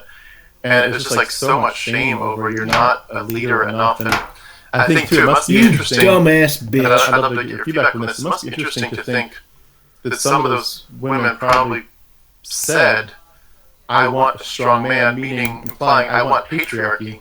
And then when they deconstruct and they get a man who didn't really ever push patriarchy, you think, I dodged a bullet there. I could have been in a patriarchal where he's like, you do what I say, you know? Right, yeah, definitely. I mean, I'm like so thankful that my husband and I are on the same page. And he's always been one that's kind of scoffed at the idea that the man has to be like this head of the household, ultimately, make the decisions. He's always like, no, it's always, you and me, we're equal in this relationship, and so we have had that more from the beginning, which I am thankful for sure. Yeah, that's awesome. Yeah, so many relationships, when you go different ways, they end. It's very heartbreaking. God damn it. In terms of just your deconstruction, what was the path, like what were the main, what was the timeline? How long ago did you start to really heavily deconstruct? And what was the first time that you would have said to yourself, like, I'm truly not, like I'm still a Christian, but I am not the same person I was before this, I've radically changed. Like what were the topics that you went through, and how much time did it take for you to get to a point that you're sort of at now with your child? Right. I would say, it actually hasn't been that long. Sometimes it feels like it's been a lot longer, but even it's more just in this last year, I will say, honestly. And I think, like you were saying earlier, a lot of it probably is accelerated by some of the things that we see happening in our country right now with Christian nationalism. I'm like, this isn't okay. And earlier on, there may have been more questions and somewhat of a breakdown of certain things but of not wanting to pull that thread and unravel it all. So maybe the questions were there, but then within this last year, with everything happening in our country, honestly, even with the things happening in our co-op, being a part of these families that they are, claiming to be these strong Christian families, and seeing that so much of our community that we're a part of, what they're willing to support in our government and our leadership as Christians. I think that really just kind of broke a lot of my trust in a lot of those systems. And once I start to question one thing, you break trust in one area, and then it's like, what else have you lied to me about, or what else has what other ways has that trust broken down? And it kind of just starts to unravel everything, and you do begin to question a lot of things then. So would you say that when you started this sort of in depth, was hell one of the first ones? Or what was the very first thing you heavily deconstructed?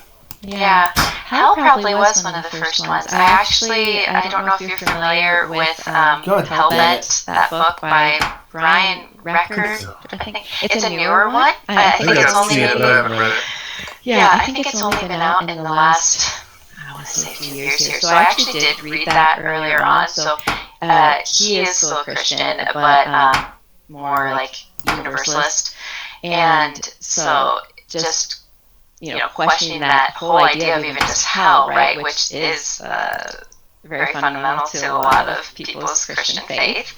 So that would be one of the first things, and realize, and I think then there's a part of me, which I know, maybe for yourself and for others that would listen to this, it may seem, I don't know, it may be ridiculous or whatever to still hold on to some of the ideas of Christianity or some of the concepts of Christianity while just deconstructing many of the other concepts of it.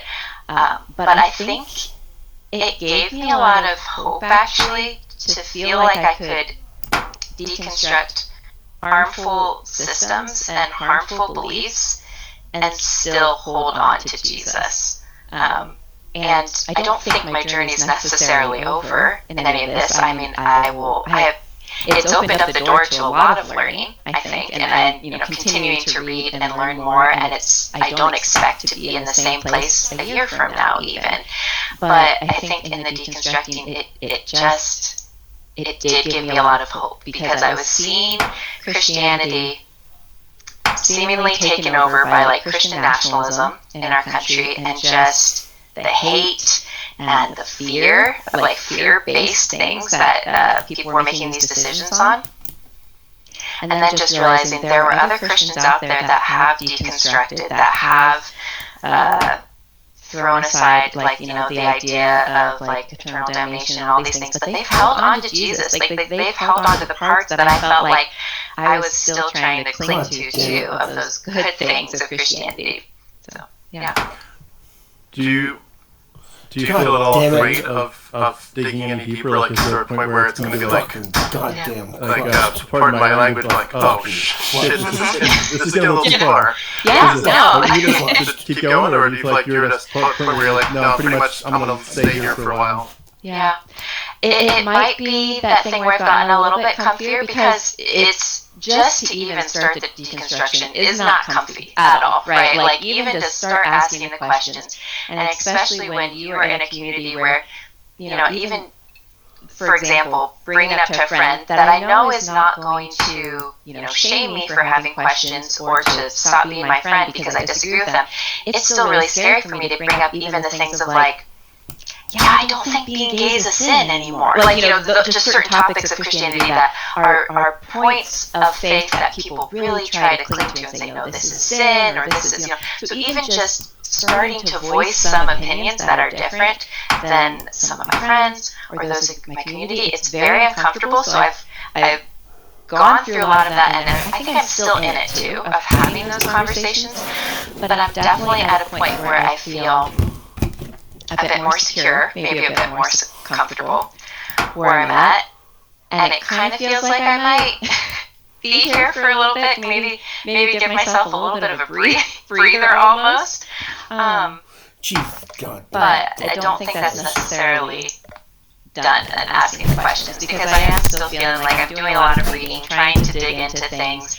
It's still faith-based, as in I'm still holding on to Jesus in a lot of this, but deconstructing the systems of like religion, or even of like decolonizing your faith, all of those sorts of things, like digging into those ideas. I very much still am doing that right now. Yeah. If I could just interject my story for 1 second. This is not to say your journey is right or wrong, or that it's not a patronizing thing, just where I landed. I think the hard part for me was I was asking questions. Mine were not as much about hell, I'm sure came into it. Mine was eventually much more focused on the comparative mythology, digging through the Greco-Roman mystery cults and learning where this, like you literally can't read the Gospels eventually without thinking to yourself, number one, we don't know who wrote them. Number two, we have like 50 or 60 other Gospels, so why aren't they included? And there's some pretty good arguments to say there were originally hundreds of Gospels.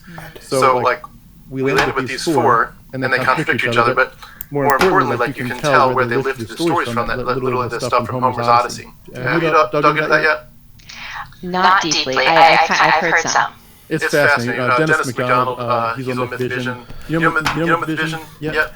No. There's a YouTube channel I want to plug. I recommend it to you. Derek Lambert's a friend of mine. He's down in Florida, but he runs the channel called Mythvision. He interviews people like I do for this kind of conversation, but also he interviews scholars a lot. Like probably 80% of his stuff is scholarship.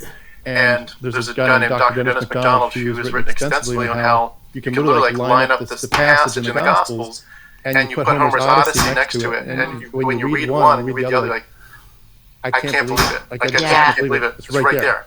Or there's one version where, I forget which character it is, but there's a character that goes like if you were to map it out, the character goes from here to here to here to here to here to here to here.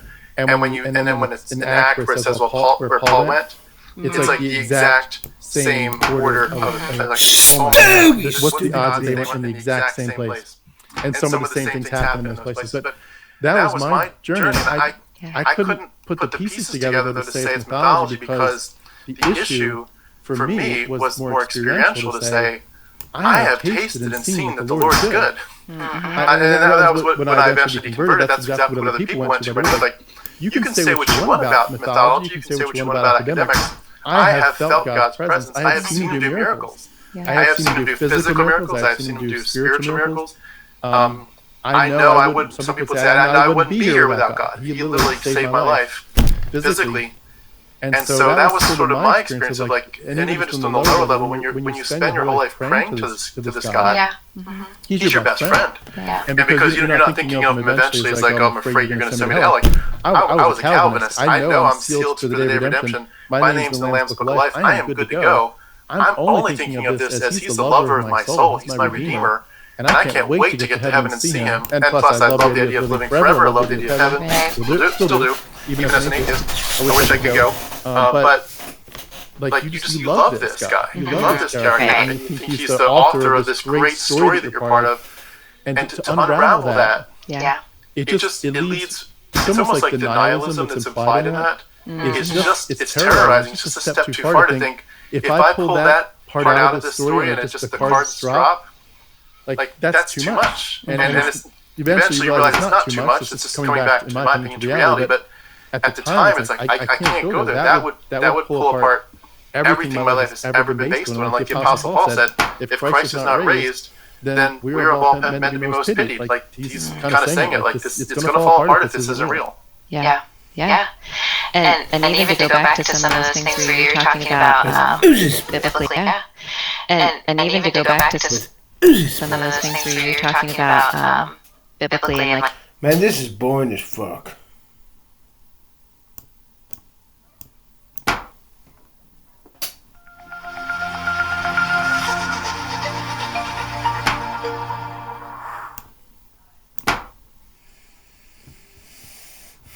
Hey everyone, good morning. Thank you so much for joining us here on the Harmonic Atheist channel. And I have a very special guest today. I'm very honored and privileged to bring onto the stage with me the one and only Seth Andrews. Seth, thank you so much for joining me today. Yeah, thanks for the invite. Good to be here. Yes, my privilege, my honor. And I just want to give a quick bio here, and then if you could, Seth, you're thinking about a fun thing to share with us at the end. Seth is a broadcaster, storyteller, author, activist, and a public speaker. He's well known as the host of the popular website, podcast, and online community known as The Thinking Atheist. He is renowned for his work to help others, including myself, to think critically about religion. He's deeply interested in storytelling and how narratives shape human beings and of what it means to build a life rooted in reality after leaving faith behind. He is the author of several books, including Deconverted, Confessions of a Former Fox News Christian, Sacred Cows, Ghost Stories, I think volumes 1 and 2, and Christianity Made Me Talk Like an Idiot, which I think we can all relate to. He's also narrated several books for other authors. Seth lives in Oklahoma with his wife Natalie, and his unofficial mascots, his dogs Linus and Gracie, and his cat with a K. If with that in mind, I've got a lot more I could share, but for the sake of time, could you tell us more about yourself and anything fun, then we'll jump in. Yeah, I mean, I don't know if I have an amazingly fascinating story, but I came out of a Fundy faith, and I was a Christian radio host in my hometown of Tulsa for a long time, well over a decade. And, I was that guy, super clean-cut, white bread, corn-fed, conservative, Republican, Jesus-loving Christian, and kind of segued out of that into Christian video production. I helped to fundraise for churches. And then in my 30s, I remember I started to tap on the glass a little bit. The scary thing that happens when you ask questions. And so these days, I'm not a great mind. I'm kind of an idiot still.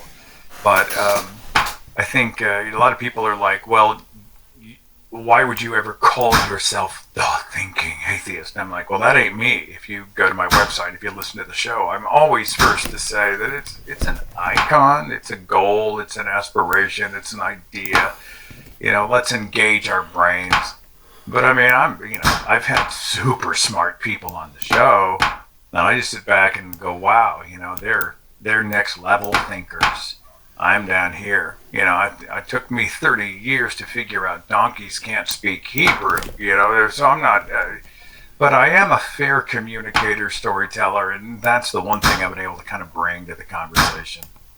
But beyond that, I mean, I'm just a guy. Natalie and I, we just live our lives. We're doing our best to survive in this crazy world. Occasionally we'll go out and hold hands at the movies and play tennis and and walk the dogs and, just live like everybody else is living. And we're doing our best. So. Well, before we get into the meat of some of my questions, I did just want to say on a personal note, you were directly a part of my deconversion. My deconversion started primarily through studying comparative mythology, which I know you've gone into quite a bit. It's not the only thing you do, but it's one of the things you do. But people like you and other channels helped me to think through it. But there was also the psychological, philosophical, just the nonsensical part of Christianity that I wasn't addressing, such as the thing you just said about donkeys talking. And you were directly part of my deconversion. You and Matt Dillahunty and, of course, Hitchens and a bunch of other people were part of the people that kind of said to me effectively, let's think this through. Does this really make sense? So I just want to say a big thank you to you personally for helping me to escape. It took me 43 years to escape, so I'm not that smart either. But I was a Bible college grad trying to be a pastor. But I did get out, thankfully, and it's such an honor and a privilege to be on this side of it. And I just want to say thank you so much. My thank you to you is well overdue, so thank you for being a part of my life. Yeah, you're very kind. I'm just the cheerleader, man. You're the one who moved the ball up the field. I'm just the encourager. And but the fact that it made a difference is a huge compliment. I think that's what we all want. We all want the work to matter. Is anybody listening, and does it matter when they hear? And so to hear that it had a positive impact for you is massive. It's just huge. So thanks for that. Absolutely. Well, I'll just go through some questions. We're going to keep today's interview to just 1 hour exactly. But I'm going to jump into some questions, so feel free to answer these, and we can jump through them fairly quickly if you want to, so we get through them all. But I was just curious first, what was your earliest memory about Christianity, either being introduced to it or to the Bible? If I had to go back to it first, it had to be vacation Bible school. God damn it. And so during the summertime, you drop your it was pen. very common. You drop your magic marker. Still, but religious parents would send their kids off to kind of a Christian day camp. These were almost always church-based. And there was a church down near Midtown Tulsa called Beams of Light Tabernacle. And I remember one of my first memories involving Christianity was we would go down there, and I must have been, I was in kindergarten probably. And mostly it's a flash of images from those days, but we would sit in the auditorium. I can still kind of picture the sanctuary in my mind with the wooden pews, and we all sang the songs, and then they would take us out and we would do crafts and coloring, but everything was Jesus based. And that's an interesting look at some of the first steps of the life of a young Christian nationalist, because if it's your normal, it's all you do, it's all you know from your earliest memory, then you can see how people can literally be baptized into a culture of mythology. And we had a great time. It was fun. That stuff's designed to be fun, but that was probably my first religious-oriented memory. I could definitely relate. Yeah, I'd say mine was that and Salty the Singing Songbook. I did have a quick question from the audience I just want to bring up. I'll come back to my questions in a second. I'm not going to read all the comments just for the sake of time. We're going to go to just 1 hour exactly today, but when there are questions, I'll probably bring some of them up. Janine, who's also someone I've interviewed here, Janine says, what makes you so brave and bold in what you say, Seth? Oh, I'm not that brave. If I was an ex-Muslim in an Islamist nation, that might be brave. If I was under some kind of threat, real threat. I mean, do I get my share of pushback? Do I get my share of hate mail? Do I get the occasional threat? That's just part of being a public figure. But, I'm fully aware that I'm part of a privileged class. If I'm discriminated against, it's usually socially, in a way. I will say that the consequences felt intense when I first came forward. I didn't frame it as courage, but it was more like, I'm tired of holding my tongue. I'm tired of not asking. I'm tired of being dissatisfied with all the junk that they're telling me is true. And I think after a while, maybe that frustration propelled me. But I don't see myself as necessarily a courageous person. I think maybe desperate. I was more desperate, but it's very kind that I would be seen in that way. I don't know. I'll let somebody else come up with the adjectives about me, and we'll see what happens. But I like to think, and I say it sometimes, but when you're neck deep into church from the earliest days, at this point, you're kind of dangerous. People like you and I can be dangerous to them in the sense that we know how the sausage is made. Yeah. We know how to put people into the kingdom, and therefore we know how to get them back out. And I frequently say, if I put 1,000 people in the kingdom, I'd like to take 100,000 back out. I say that tongue-in-cheek, of course, in a sense. Everyone's free to believe what they want, but I do want to expose the mythology and give people the chance to have a more rational approach to their worldview. But going back for a second to your story, did you feel at all like Christianity made you grow up too fast? I don't know if it made me grow up too fast. I felt like in some ways it made me think more like an infant. The Bible talks a lot about being childlike in your approach to Jesus. Be trusting. And it's a very much, if you're looking at hardline biblical Christianity, it's an authoritarian model. You've got the authority of God, and you've got the authority of the Father and the Mother, and there was almost a governor that's put on you to be deferential and to accept often childlike things. Did we feel a lot of stories when I was a kid that were kind of heavy for a kid about the end of the world and the devil hiding in behind every rock? And, the devil was in everything when I was growing up. The Satanic Panic, it's in heavy metal music, and it's in certain TV shows and cartoons, and there were things we were banned from watching and listening to. So I don't know, it's complicated. In some ways, maybe we were given a lot of heavy stuff to be nervous about. The end of the world is coming. The book of Revelation will soon come to pass. That is heavy for a kid. But in other ways, we were really encouraged to remain infantile in the way we approached authority figures. So it's a double-edged sword. Yeah, I think it's a great perspective. I was thinking on the sort of growing up too fast side too. I think some of us just felt like we were in the Lord's army. And you just, instead of thinking about, do I want to play soccer or kickball today, you're thinking, who can I preach the gospel to? And you're acting like a 30-year-old missionary as a 6-year-old. It's crazy how it works. There's a lot of truth to that.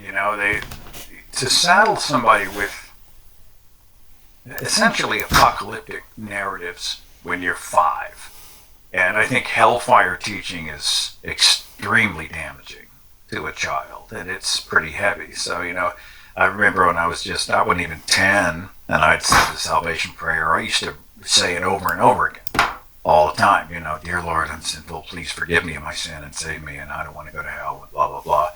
And then what happens if I said it wrong, or what happens if the terms expired, or what if I'd sinned too much, or what if God forgot me? And I remember I used to mutter that prayer under my breath all the time. That's pretty heavy for a kid. Yeah, I remember doing that in the 10th grade, 11th grade, 9th grade. Asking me how do I get over it, because it's like they know intellectually it's mythology, but it's just so deep in their psychology. It's very sad what we do to children in the name of God. I'm just curious. Sorry, go ahead. Well, I'm asked that quite a bit. It took me years to get over the emotional scarring. Logically that hell doesn't work, right?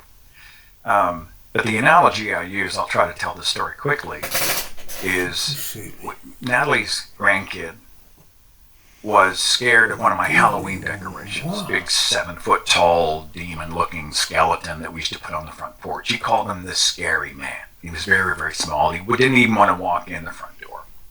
And so we'd always go around the garage, and, don't worry about the Scary Man, don't worry about the Scary Man. And so the next year I came up with an idea. And I brought him in when the thing had been disassembled, when it had been up in the attic. And I said, why don't you help me put them together? And so we opened up the box together, and we took this. Here's a metal base, and here's a couple of holes. Let's snap those together. This is a box, and you plug this into the outlet, and this is where his voice comes from. And look at this. This is a wig, and the skeleton's made of plastic. Look, stick your hand in his eye holes, blah, blah, blah. And he was fascinated by it. And together we assembled this 7-foot skeleton, and we put it out front. And it's funny because the next time he came over, he walked proudly to the front door, and he said, let's go in the front. I'm not afraid of the Scary Man anymore. Because we had engineered, I'd shown him what was underneath. How did the mechanism work? It had demystified it, and it had empowered him. And the same is true often with hell theology. Where did it come from? Who wrote it? How would you know who wrote it? How come the experts can't agree about hell? What's the morality of hell? What other religions have a hell? Blah, blah, blah. And once you begin to do that over time, then you are able to say, I'm not afraid of the scary man anymore.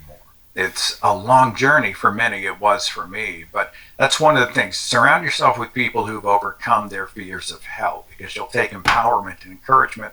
But two, do a lot of learning about where this whole thing came from and how do we know and how has it been weaponized against How people. do And boy, we once you realize how know? man-made it is, it really strips it of its power. How does she Well know? said. Well said. What do you think is the main reason that How you stayed a does Christian as she long as you did? know? There were probably some, like all of us, we'd look back and say there were probably some early seeds that could have sprouted earlier, but they didn't for some reason. What do you think is the main reason that you stayed so long? I remember the first real doubt I had, the first time I started to scratch things out of the Bible was when my best friend came out as gay in the 90s. And I kind of cut the cord, you know. He's a sodomite. I mean, it's just terrible. I was a terrible, terrible person in that way. And we didn't speak for a year, and then I realized how much I missed him, you know, my best friend. And so I remember kind of, you know, God wouldn't judge gay people. You know, God loves everybody. I remember just writing off that part of the Bible. And, you know, that started to happen more and more. I didn't acknowledge that I was doing that in that way, but I was really starting to impose my own morality, not impose, but acknowledge and enact my own morality and sort of adjust the Bible. And after you do that enough, you become a little more skeptical. Then when I was a video producer, I traveled the country doing fundraising and promotional and ministry videos for churches, hundreds of churches. And being inside all those walls and seeing how human the whole exercise was, it just became like overwhelming. I also think there may be something about midlife. Yeah, and this is just me, it's not the case for everybody, but I think as you get older, you're less interested in keeping other people happy. Like, I don't care. Yeah, I don't care does this bother you? Because I don't care. And so I remember when I was 36, 37 years old, I was like, well, I don't care what if somebody squirms in their chair, I'm going to try to figure this out. Screw it. And so it was then that I began to acknowledge and really focused that those ringing alarms were there. They'd been there a long time, but I kind of just went dormant in the faith. I wore Christianity like you'd wear a lapel pin. Yes, I'm a Christian, but I didn't engage in anything really Christian.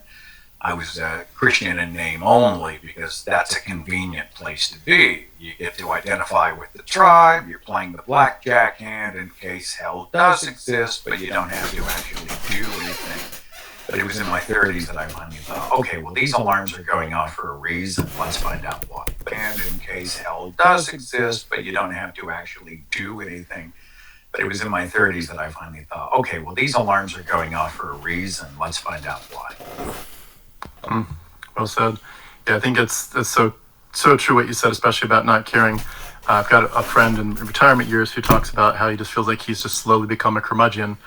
Over the years, it's just a natural process. He's not trying to be grumpy. He's just, I just don't care as much. And it's true though. When you get to that point, the old assumptions and expectations kind of mean a little bit less to you.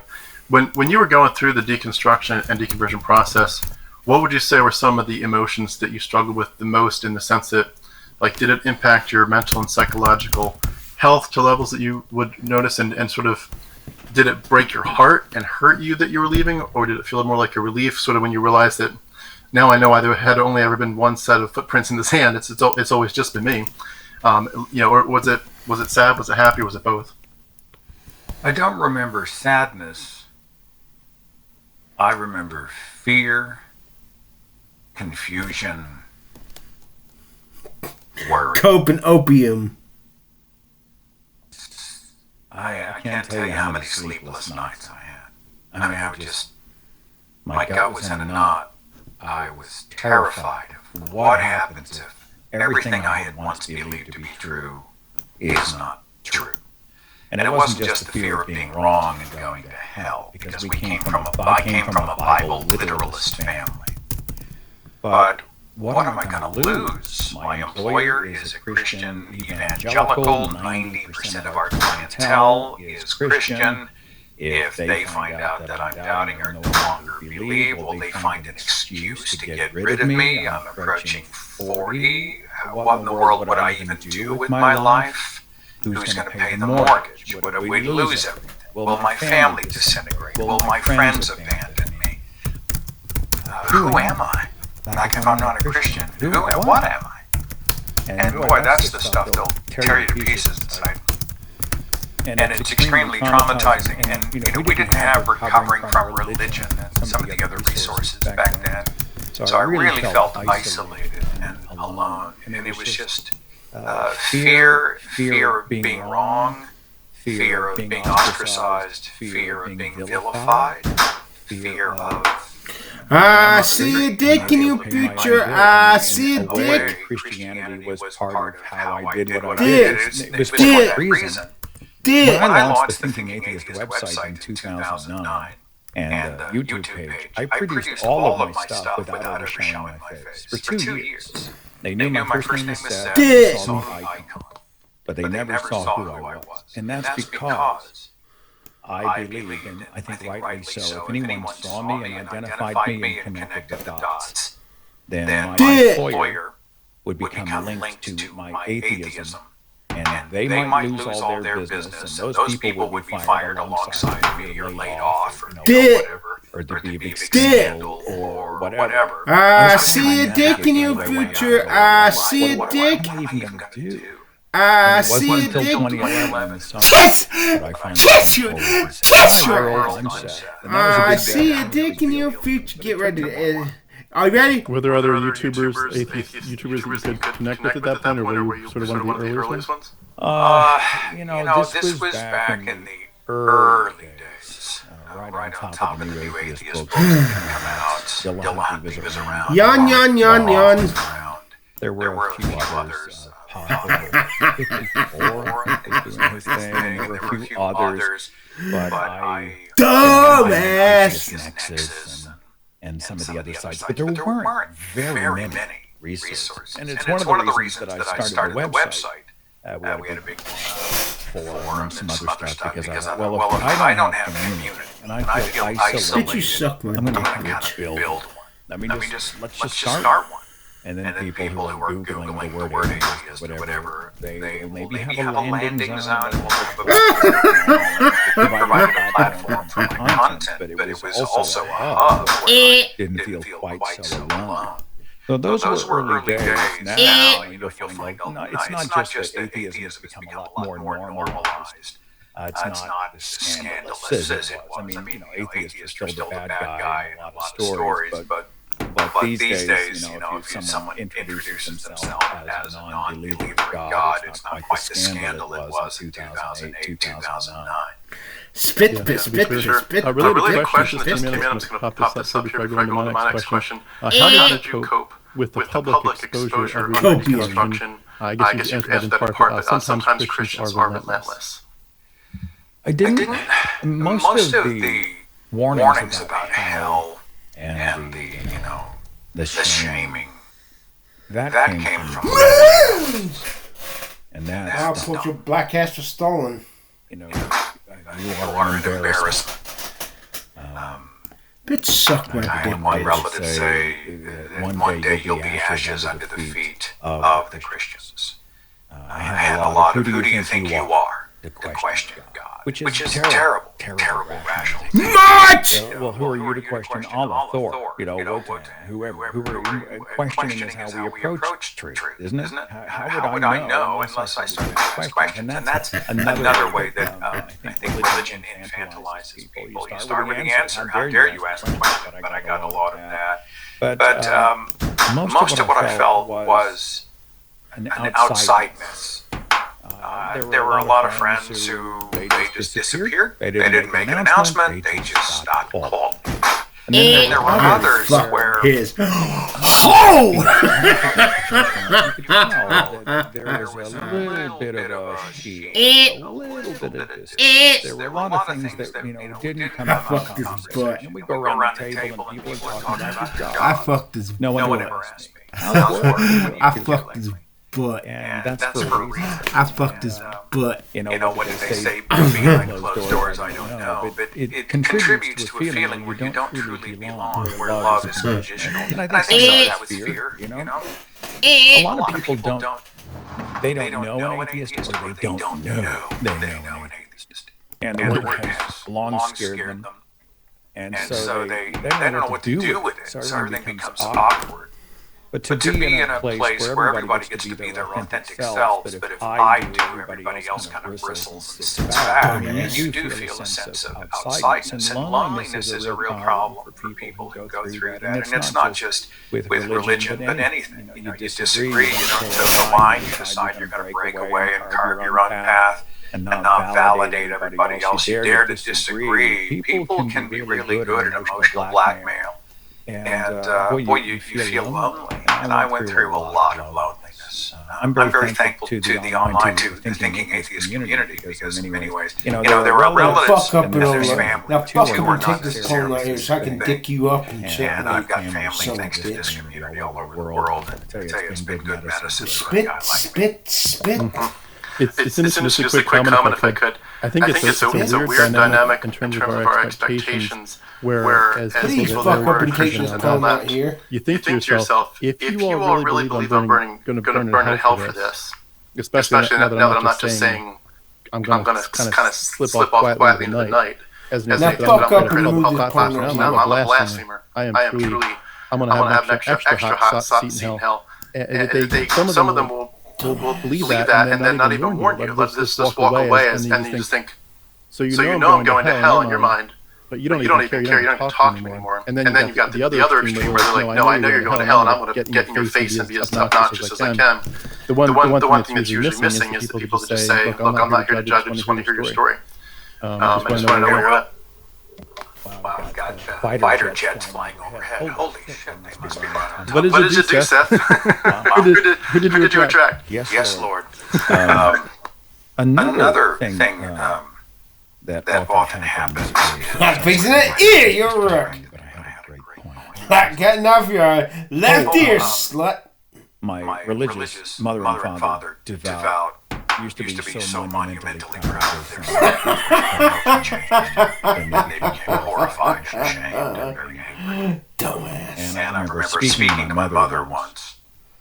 And, it's just sermon after text, after email, after call, after conversation. She's given me apologetics books. She's just going hard, relentless. A lot of those are boundary violations, too. And I remember I said, Mom, do you believe in the power of prayer? Absolutely. Do you believe God answers prayer? Yes, absolutely. Whatever you ask in my name, I will do it, that the Father might be glorified in the Son. Is that right? Yes. Do you believe God is all powerful? Bitch, you suck my dick, bitch. Have you prayed for me? Yes. And I said, you're off the hook. Suck my fucking dick. You have handed this issue over. The issue of Jesus revealing himself to me and bringing the prodigal home. You handed this off. So if God really does answer prayer, and he heard your prayer, and he's all powerful, he will know what it would take to convince me. So you don't need to lose a wink of sleep once you have petitioned this thing, because now you're good. You are absolutely good. And it didn't change a thing. She continued to sermonize me around, and I thought it betrayed a tremendous insecurity about the power of her God. If you really thought prayer worked, pray for me. Why in the world would you even worry about it? Because God's got this, and you're off the hook. But she could not get there, and I find that interesting. God damn it. On that note, I wasn't meaning to ask this, but since you said that, did you ever have a conversation with her and really anyone in your super circle, basically the idea that in heaven, they're going to be supremely happy, not a tear in their eye. Therefore, while you're being tortured for your sins and your rejection of Christ, that they will truly be dancing for joy as they can kind of see you as they're in Abraham's bosom. They can see you burning and begging for that drop of water. and yet they will be supremely happy with absolutely no loss of their complete total joy. God, did you ever get into that with anybody, and did they ever respond in any ways that were... I don't know if I took that angle with Mom and Dad, but I had another relative who took me to breakfast. I mean, devout believer. We had respectful conversation, but I asked the same question. Like, if heaven is only divine joy, but I'm cooking and screaming. Or even it's just a grave, and it's annihilation, separation. I'm not with you. How would you experience perfect peace and joy? And he actually said, you know what, I'll have to get back to you on that. And he's a smart guy. So I knew that I'd sort of overclocked it just for a second. Whoa, wait a minute, I don't know what to do with that. Now, it's interesting that he didn't answer the question. And by saying, well, let me think about that, did he need to think about it, or did he not have a good answer and he wanted to move on to the next issue? I don't know. But it is something that came up in conversation. That was 2 months ago. Goddamn crushed. I agree. It probably would leave some people speechless. I think the hard part is that some of us, I'm sure you would agree with this, that there are some Christians who would actually take it to a sadistic level and say, you know what, my God, I don't yet understand his white-hot holiness. And I don't see sin as the atrocity that it really is, how it offends him. But you know what? When I'm face to face with him and I'm transformed, I will actually rejoice in the destruction of the wicked. And if that's where you're going, I will actually rejoice. God's not unhappy about destroying you. We will look on the corpses of those whom he has destroyed, as the Bible says, and we will rejoice. And I think I've seen a few people get really close to that. It's sort of similar to the imprecatory prayers, blessed are those who dash my enemies' babies' heads against the rocks. Like, I'm not going to be sad when God gets you. You had your chance. And that's where it really gets to the point where, as we see on this channel a lot, if you believe monstrous thoughts long enough, it really turns you into a monster, you know? I get that from usually drive-bys in the comment section or emails. You just wait till you're dead. It's kind of a weird threat. But one day I will laugh when you burn, you infidel. I've gotten those from time to time. It's funny, when Hitchens passed, I was telling some Christian about it. I was really listening to him a lot at that point. And their response was basically what we're talking about was, well, he knows now, doesn't he? It's too late now, but he knows now. Continue on to another question here. As you go on through the path of the deconversion process and kind of you get grounded, you're claiming your identity, you're healing, time is passing. Sometimes just your perspective on the whole process of your time in Christianity, as well as your process of leaving, changes just because you're so far away from it. How is your perspective when anything changed, either on your time in Christianity or the deconversion process, as you've got more time under your belt from it? Meaning, do I have a... Do I feel differently? Or do I like for example, an example for me would be, I find it hard sometimes to even believe that I used to believe that stuff. Like, I'll listen to Calvinist preaching, and for a moment it sounds so foreign, it sounds like as if it's a Muslim preaching, just so different. I'm like, but no, put yourself back. Let's ask Cope. But the time passing kind of makes me almost forget. Like, is there anything that the passing time has made you shift on and forget, or just utterly change how you interpret what happened? God damn it. Well, I don't know if this is the answer to your question, but it's what comes to my mind. Damn it. I was pretty hot when I came out of the faith. I was angry that I felt like I wasted decades. I was angry at myself for getting so much wrong. I was angry at the way I was being treated by people that I cared about, and I was ramped up. And I probably became an activist too soon. I think you need a little bit of time. I jumped right out into making these videos that went hard, often very sarcastically about religion, the Bible, and Christians.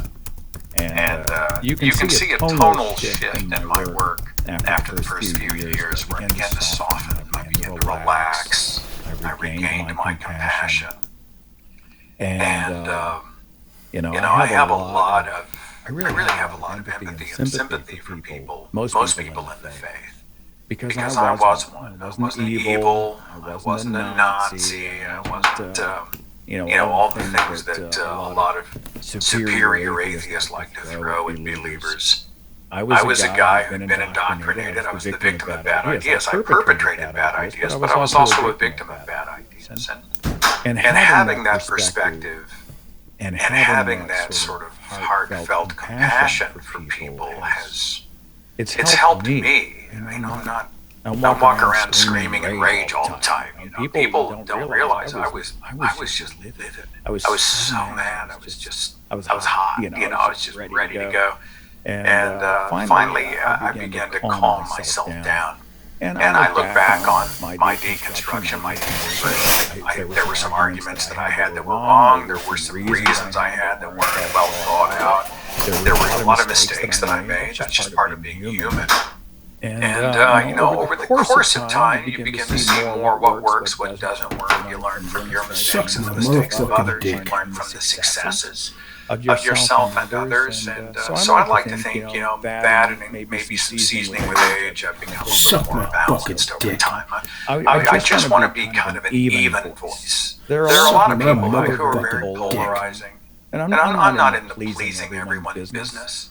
There are a lot of people and they can be pretty tough. Suck my dick. And then there are other people and I think their methods may not be very effective. And there may be someone over here, blah, blah, blah. And I'd like to be that guy who's kind of a gateway atheist. You come in, even if you're religious, but I'm not a total jerk. I'm a human being. Bitch, you suck my dick, bitch. In good faith. As long as it's in good faith, let's have that discussion. Bitch, you suck my dick. And that sort of calmness has helped me over the years. Bitch, you suck my motherfucking dick. I love it. I think that's a big part of what I want to do as well, or at least aspire to, because I think so many of us look at the fundamentalist Christianity, and then we realize we think we're escaping it, and we are escaping the fundamentalist Christianity, but we're not escaping the fundamentalist part. We get to the atheist part, and we're just atheist fundamentalists. And there's this myth. That's that Bishop goodbye, Bishop goodbye. I'm thinking about slap that slut. Bad atheist arguments and the mean verse that people throw out. And there's so many of them. They're just awful. They're either factually wrong. They're bad reasoning. You whore. They're just toxic, stupid, and nasty, and unnecessary. There's a skeptical community. We like to think that that damn bishop smarter and superior than everybody else. Damn, Even if do we're about very wrong, we're not nearly as wrong as they are. I'll tell you, the atheist community, we're all higher primates, right? We're all primates, we're all emotional bags, animated meat. Bitch, suck my dick, have bitch. bad ideas, and there are some people, there are some Christians that I would take any day over some of the atheists. Because it comes down to, are you a good person? What are your values? What are you all about? That's my number one. I don't care what you label yourself. Do you have a good heart and mind and want good things? Are you a good human being? Let's start there, and the rest we can talk about later.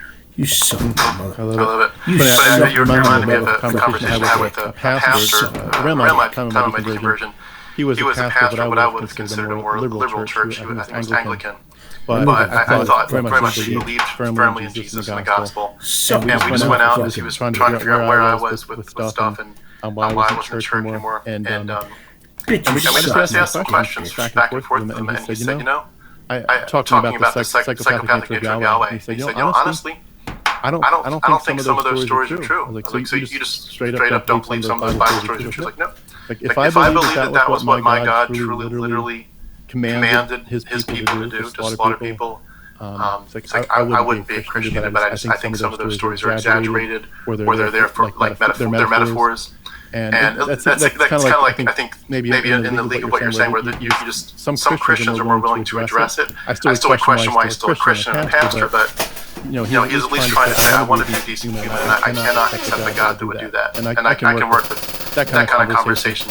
I just did a speech. I'm trying to decide if I'm going to continue on the road with it or release it online next month. But it's about how people make God in their own image. We go through the history of Jesus, and the image of Jesus has always reflected the culture, whether it's the Jesus of the Caesars in Rome, or whether there's a Native American Jesus, there's an Asian Jesus, there's a Hindu Jesus, there's a Muslim Jesus, there's African American Jesus. There's all of these Jesuses that reflect the culture that have embraced. You'll find the hardline hellfire atheists. You'll find the progressive James Calvarino atheists who say that God would never judge and he loves everyone. I mean, that he has to properly read the Bible. But you can see people make gods in their own image, according to, I think, their own values and opinions. And I find that interesting. To me, that makes the gods more human, not more godlike. Yeah, well said. Just a few quick comments or questions, and then we'll jump back.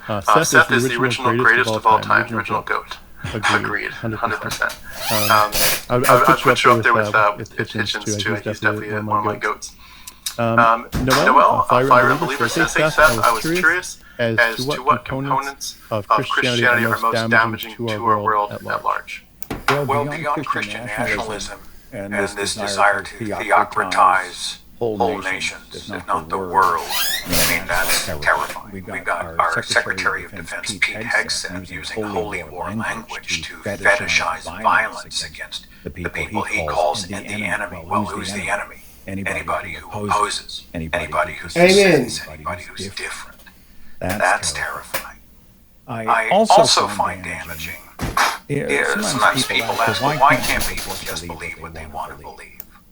And I think that sounds good on the surface, but there are a lot of scientific studies that talk about how, like children raised in Christian homes who are taught mythology as fact will grow up and very often have a harder time differentiating what is real and what is false. They're more apt to fall for fantastic stories, conspiracy theories, the claims of the prophets kind of stuff. It predisposes them to believe the unbelievable, which means they are less tethered to the real world. So then how does that affect their lives? Are they not vaccinating their children? Are they warning people about hell? How do they vote? What kind of candidates will they put into office? And so I think, tethering ourselves in the real as best we can, that's so important, but it's cheated by mythology. That's another part that concerns me. Well said. I think too, we all are learning pretty quickly, unfortunately, that this is serious. I mean, you mentioned Pete Hegseth. One of the guys that he considers his mentor is a guy named Doug Wilson from the Christ Church called out in Moscow, Idaho. And the publishing arm of his group is called Canon Press. They have books that they have published and advertised that literally say stuff like, we're taking over everything. We're not just taking over Idaho, we're taking over this country. And the next step is we do intend to put gay people in prison or execute them, and atheists aren't far behind. And they've been doing it for years, and they're very well funded. I mean, extremely well funded. And all of a sudden, it's just going to come up, and where did this come from? So I think it's galvanizing, but also scary to think about. If we don't, if our culture doesn't speak up, it's the too late moment's going to come a lot faster than we think. I agree. Going back to your story a little bit. Do you ever wonder sometimes if the past had been different, if the chips had just fallen a little bit here, a little bit there, you could still be the same exact Christian? For a lot of people, for example, their reason for leaving wasn't academics or mythology or something. Their life fell apart. Their spouse got cancer, something happened, and it just shook them, and they were so terrified of what happened. Like, God, if you were good, you wouldn't let this happen. But you did, so maybe I misunderstood you, and if you're here. And the terror of their experience leads them to start to deconstruct. And for other people, their lives kind of stay pretty smooth sailing. Like they intend to get married and have a great house and wonderful kids, and everybody's healthy, and they accumulate wealth and take trips to Disney World, and everything kind of stays even keeled, and nothing really shakes them up too much directly. Do you feel like if the chips had fallen differently for you, where all the little things that shook you up were kind of no longer there, that you would still be a Christian? Do you think you would have? Do you think the Christian you was still asking questions, and that you would have still eventually deconstructed regardless? I don't know. We could go back and they were revisionist history and play out the simulation and see. I didn't have a major trauma in my own life, but I think I was looking at the world around me and not connecting dots or connecting different dots. I'd like to think that would have happened regardless. If I'd had a major trauma or if I'd been raised in a slightly different environment. I mean, obviously there's something about the way that my little brain connects something that caused me to go, hey, wait a minute. So, maybe I'm giving myself too much credit, but I'd like to think that I might have gotten to the same destination, even from a different road. Yeah, I often think to myself, I hope I would have. I had a friend who, that I grew up with from kindergarten, a girl that I eventually interviewed. Her name was Susan, and she deconverted.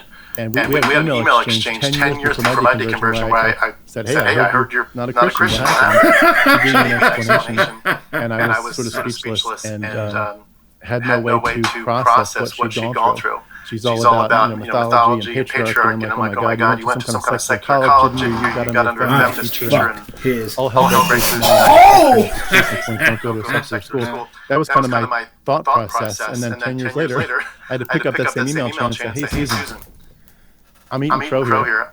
I get it now. I also escaped Christianity, but you're reflecting, like, what would it have taken? You had some of your dearest friends and all these experiences that shook you up. At certain ships had to fall for certain ones of us. In my experience, it was my kids. We were singing Joshua Fought the Battle of Jericho. Let me start my damn and it was the first